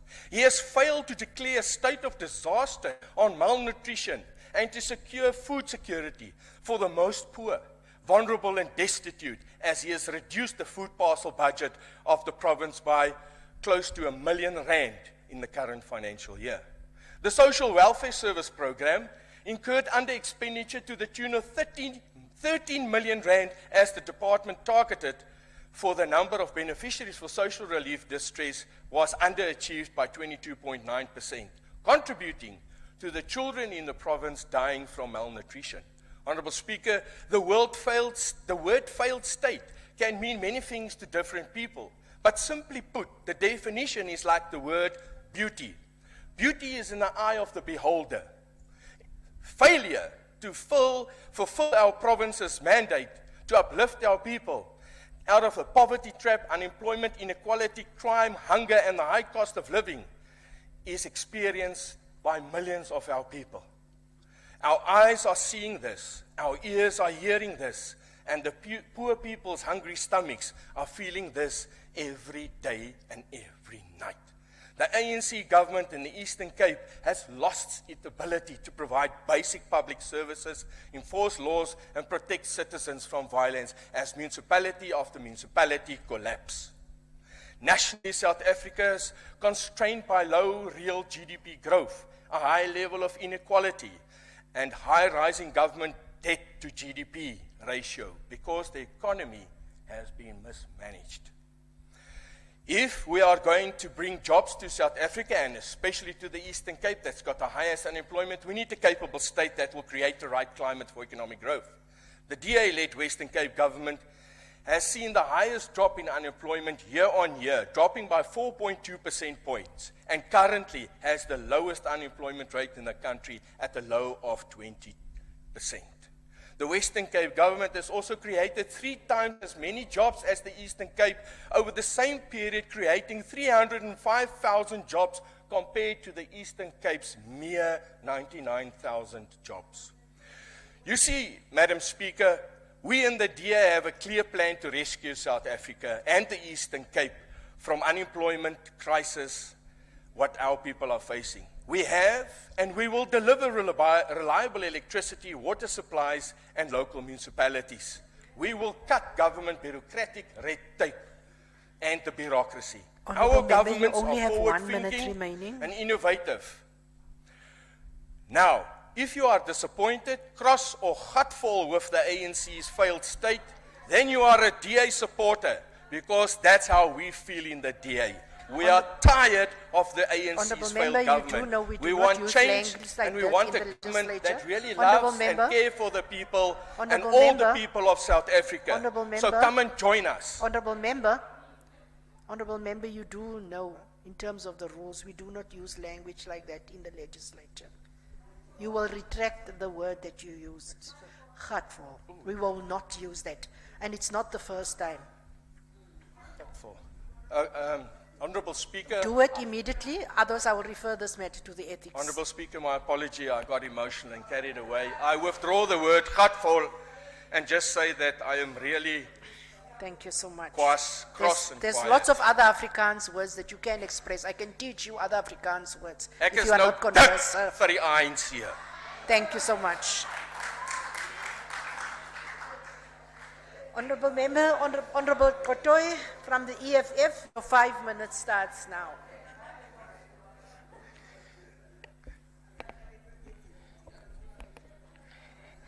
Enkosi, Honorable Speaker. The report highlights very concerning challenges. First, the issue of supply chain management is a non-negotiable because the Public Finance Management Act, through its regulations, clearly indicate that accounting officers must make sure that the supply chain management process are in place. Failure to do so constitutes failure to perform a key performance objectives on the part of the relevant accounting officer.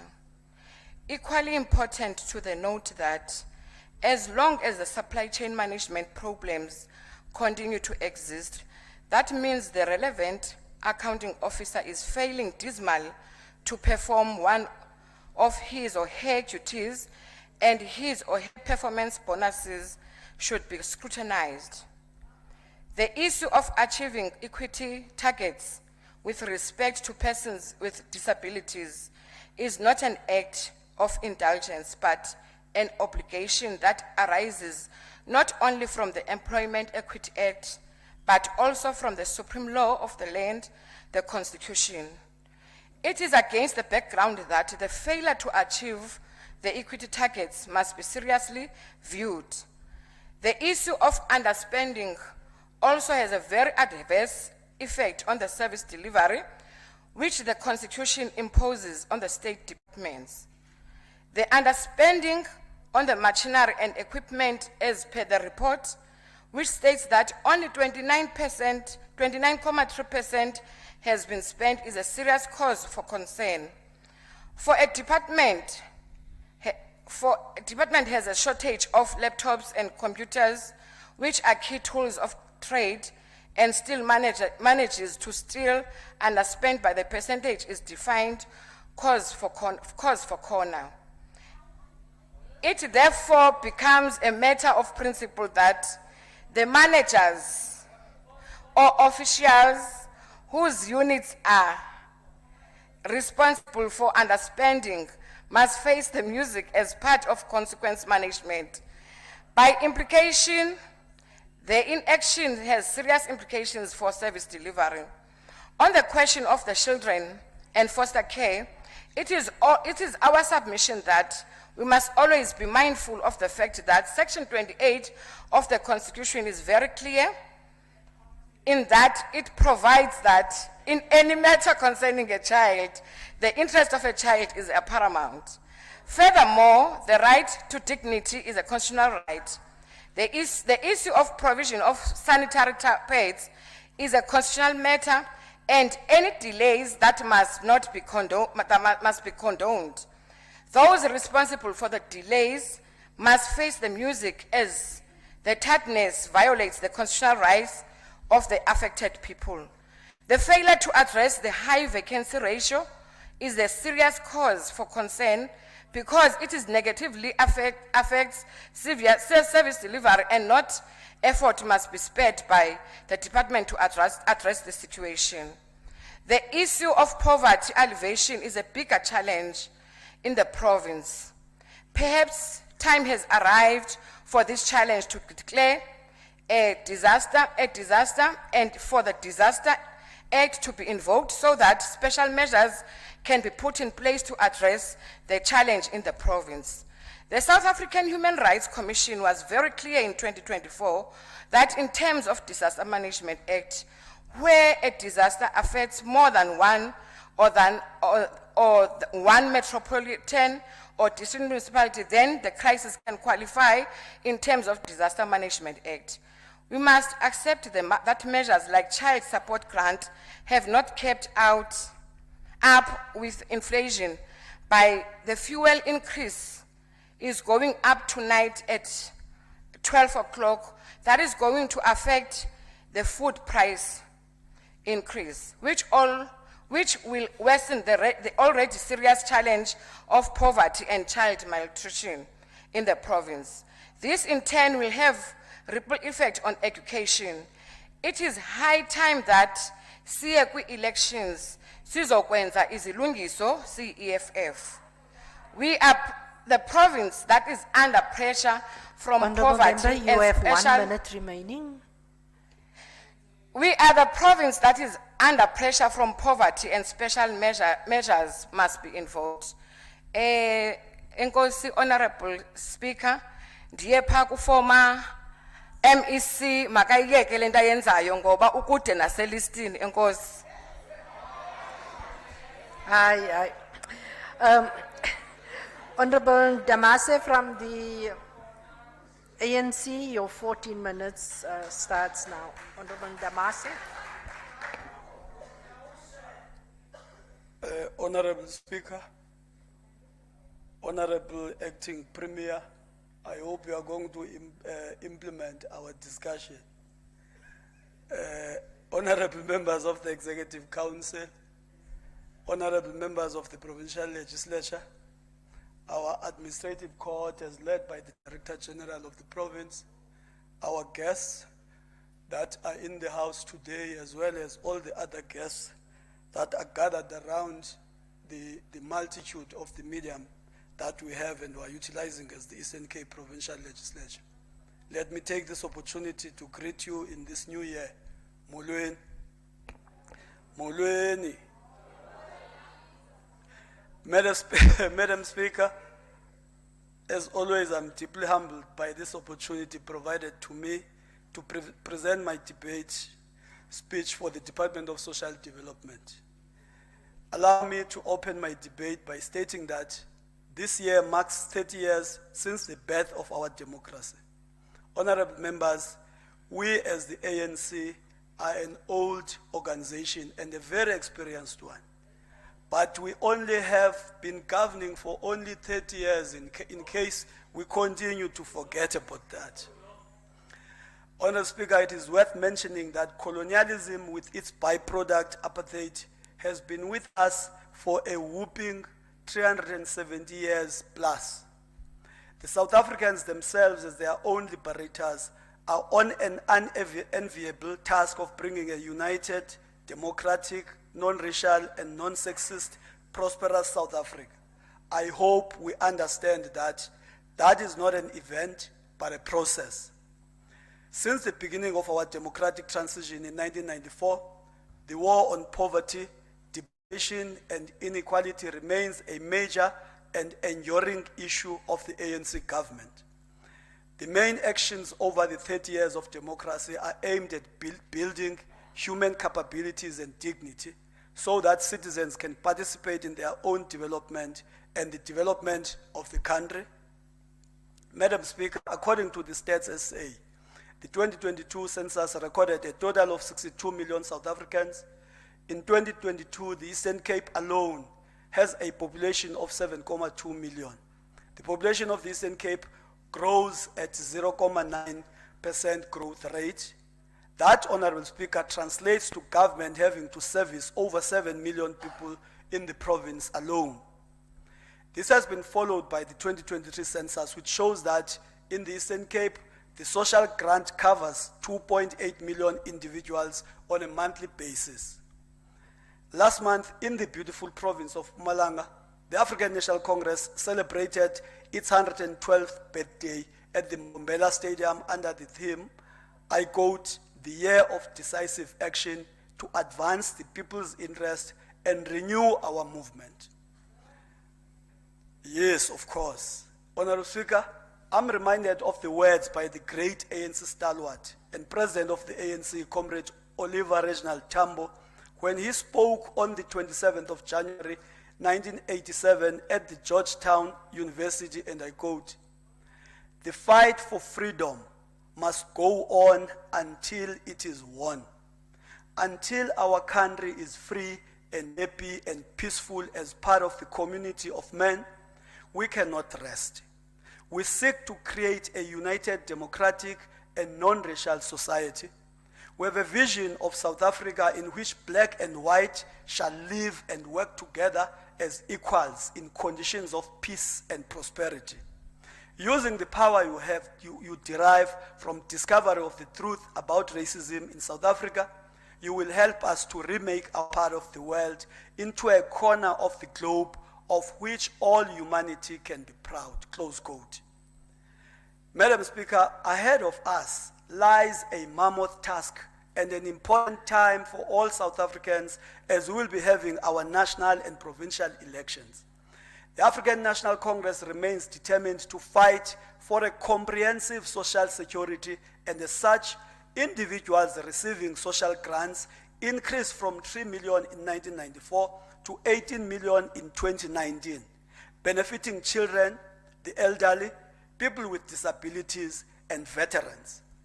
We have come a long way since 1994, and in 2024, we will celebrate and reflect on 30 years of democracy, a democracy that we must continue to advance, deepen, and defend. Madam Speaker, it gives me great joy to state that the ANC-led government is making progress towards achieving a comprehensive social security for our people. The Reconstruction and Development Program, that was a South African socio-economic policy framework implemented by the African National Congress government of Nelson Mandela in 1994 after months of discussions, consultations, and negotiations between the African National Congress, its alliance partners as punctuated by the Congress of South African Trade Unions, as well as the South African Communist Party, and the mass-based organizations in the wider civil society. As stated in the RDP policy document, I would quote as follows: attacking poverty and deprivation must be the first priority of a democratic government.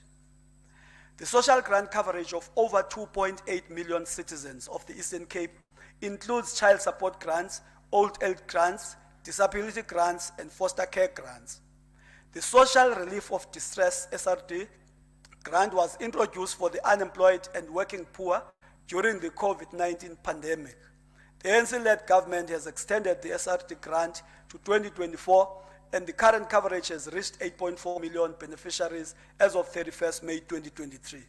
We'll move forward and establish a foundation for the introduction of a universal basic income grant.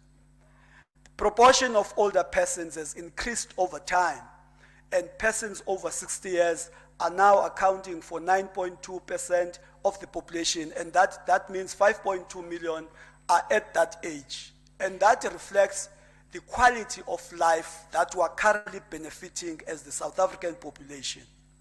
The ANC-led government has once again ensured that their rights are advanced such that they have access to social grants. There are programs to ensure that all public hearings are accessible, and employment equity laws promote their employment, and the South African Human Rights Commission monitors the realization of their rights. Madam Speaker, the African National Congress has done exceptionally well in trying to implement the 2019 manifesto commitments and will continue to work even harder as we go forward. Madam Speaker, the annual report of the department was presented before the committee, and worth noting is the following. The repetitive findings, they continue to be an albatross around the department's neck. Honorable Speaker and honorable members, the audit results of this department remain stagnant for 2020, 2021, and 2022-2023, as the department got the unqualified audit opinion from the Auditor General. This situation presents an opportunity for upward movement to a clean bill of health, while at the same time, there is a risk of sliding to a qualified outcome. We therefore urge the department to commit to the upward trajectory for 2023-2024. It is also concerning that the department continues to incur under expenditure on compensation of employees. Honourable Speaker, in line with our commitment to clean administration as the ANC, we urge the department to continue dealing with all the cases of irregular expenditure as enjoined by the PFMA. As I conclude, Honorable Speaker, I would like to remind the department that it is mandatory to implement all the recommendations of the committee to address all the shortcomings identified as they embark on the journey towards a well-oiled administrative machine. As I sit down, honorable members, I am reminded of a political scientist called Okudiba Noli, honorable board. And Noli, in his attempt to define this thing called politics as a phenomenon different from other phenomena, had this to say, I quote, "Politics, the art of the possible," close quote. This is not the only definition that has been given about politics. And even this one definition is not the only definition that Noli gave. But I'm choosing this only for today so that we have an understanding and an appreciation, Honorable Botha, that politics is not a loaded gun to shoot your adversaries, both imagined and real. And one would take from this argument, from this definition, that there is a convergence of political thoughts between Amilcar Cabral as well as Okudiba Noli. When Cabral tries to tell us what transformation is not, and Amilcar argues that transformation is not a synonym for change, and goes further to say transformation is more than that. It is about changing the material conditions of the people for the better. And Honorable Fanda, we must never tire. We must never get tired when people throw stones at us. And we must always remember that politics is the art. And we must use that art to change the material conditions of the people for the better, Honorable Botha. The ANC, from that understanding of this art, is moving for the adoption of the report as presented. Thank you very much. Thank you so much, Honorable Ndamasa. You've at least saved us a few minutes. I now call upon the MEC, Honorable Fanta. Your 10 minutes starts now.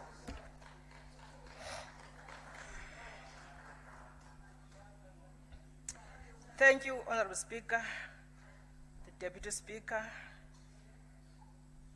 Honorable Premier in absentia, Emerian Nguejol, the members of the Executive Council, members of the Provincial Legislature, heads of departments led by DG, and the senior management of Department of Social Development. Good afternoon. Goeiemiddag. Molweni venukemini namhlanje. Honorable Speaker, I must appreciate the opportunity accorded to me to reflect on the findings of the Portfolio Committee on the annual report of the Department of Social Development 2022-2023 financial year, as well as financial oversight report for the period from April 1st to September 30th, 2023. This report is an accountability, the mechanism for the work and services to be delivered to the people of the province for the period under review. Honorable members, when we tabled the budget speech for 2022-23 and 2023-2024 financial years, we did so in the midst of our most pressing concern that the social development budget allocation has not kept pace with growing population and the complexity of social development needs. Furthermore, we must acknowledge that we were confronted with a number of performance weaknesses as departments, such as the adequate office space, shortage of working tools, high vacancy rates, and expenditure on social relief programs, as reports correctly assert that.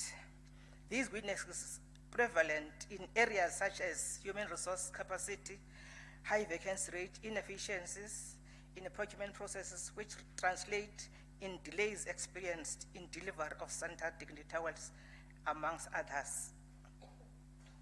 Honorable members, the annual report,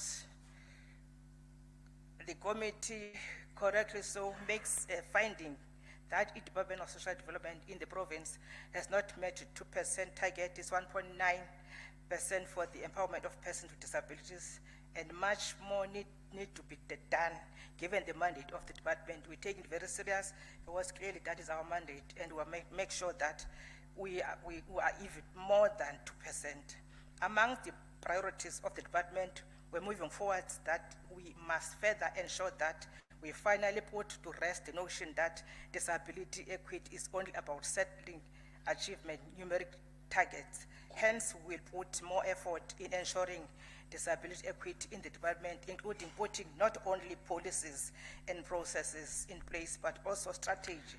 Honorable Needs to be Fanta, strengthened. my apologies, can you just move down the mic a little bit? Oh, Yes, okay. so that we can record you properly. Thank you so Okay. much. Furthermore, create a commitment. Can you just lift it up a little bit now? With, a little bit. Yes, yeah. I Okay, can't- with, yes, I think furthermore, that's create right. a Thank you so commitment much. within leadership at all levels to put in operation such policies and processes in practice. Honorable members, during 2023 financial year, department recorded a slight improvement in its expenditure of the appropriated funds compared to previous years. We continue to be engaged in all efforts to try and ensure that the department stays within 2% allowance threshold. Part of the strategies to improve the expenditure includes, but not limited to the following: resuscitation of payment forums to fast track the payment of invoices, EWROMs that we have adopted. We must improve so that we improve the funding of NPOs. In addition, in implementing the standard monitoring mechanism on expenditure, the department will ensure that all major procurement and payment happens before the end of financial year and closure for payments. With regard to the office accommodation is sourced by implementing agent, Department of Public Works. The department submits procurement plans each financial year for Public Works to source offices accommodation within the limitation for available budget, such as department enters irregular contracts. That is the finding, and we are prepared to do away with this, but with our agency, which is Public Works, working together, we are hoping, and the cry of the BCM offices that were closed by this end of this month, we are promising that those offices will be opened.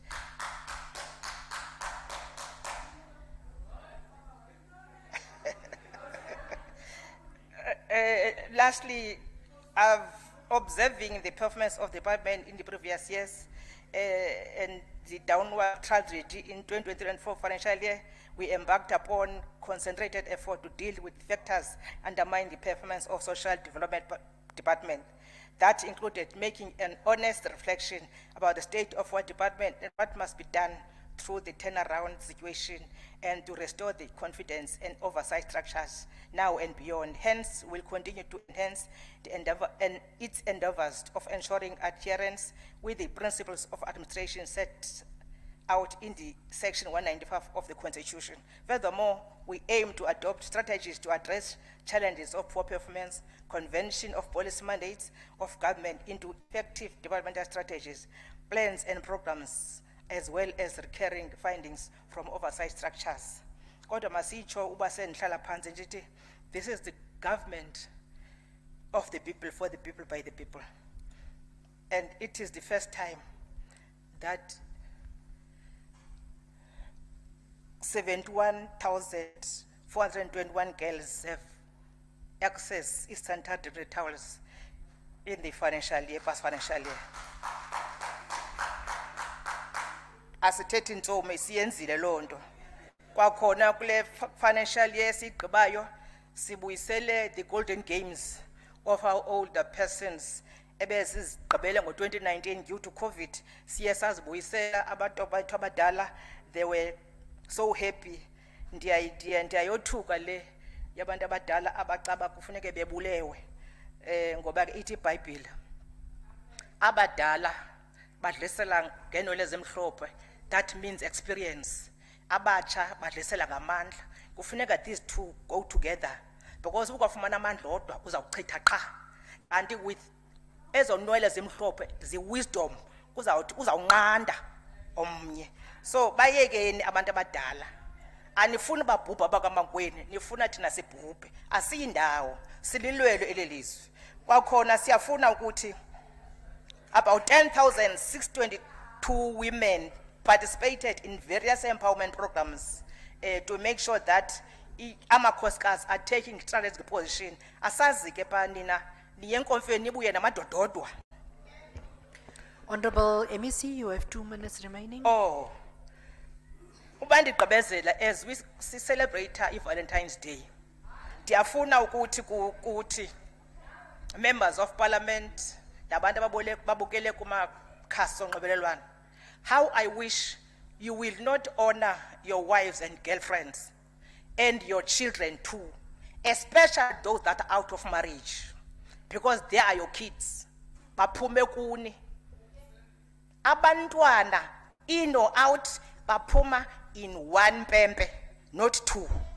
Umntu ngamnye indoda unempempe eyi-1 ephuma umntana.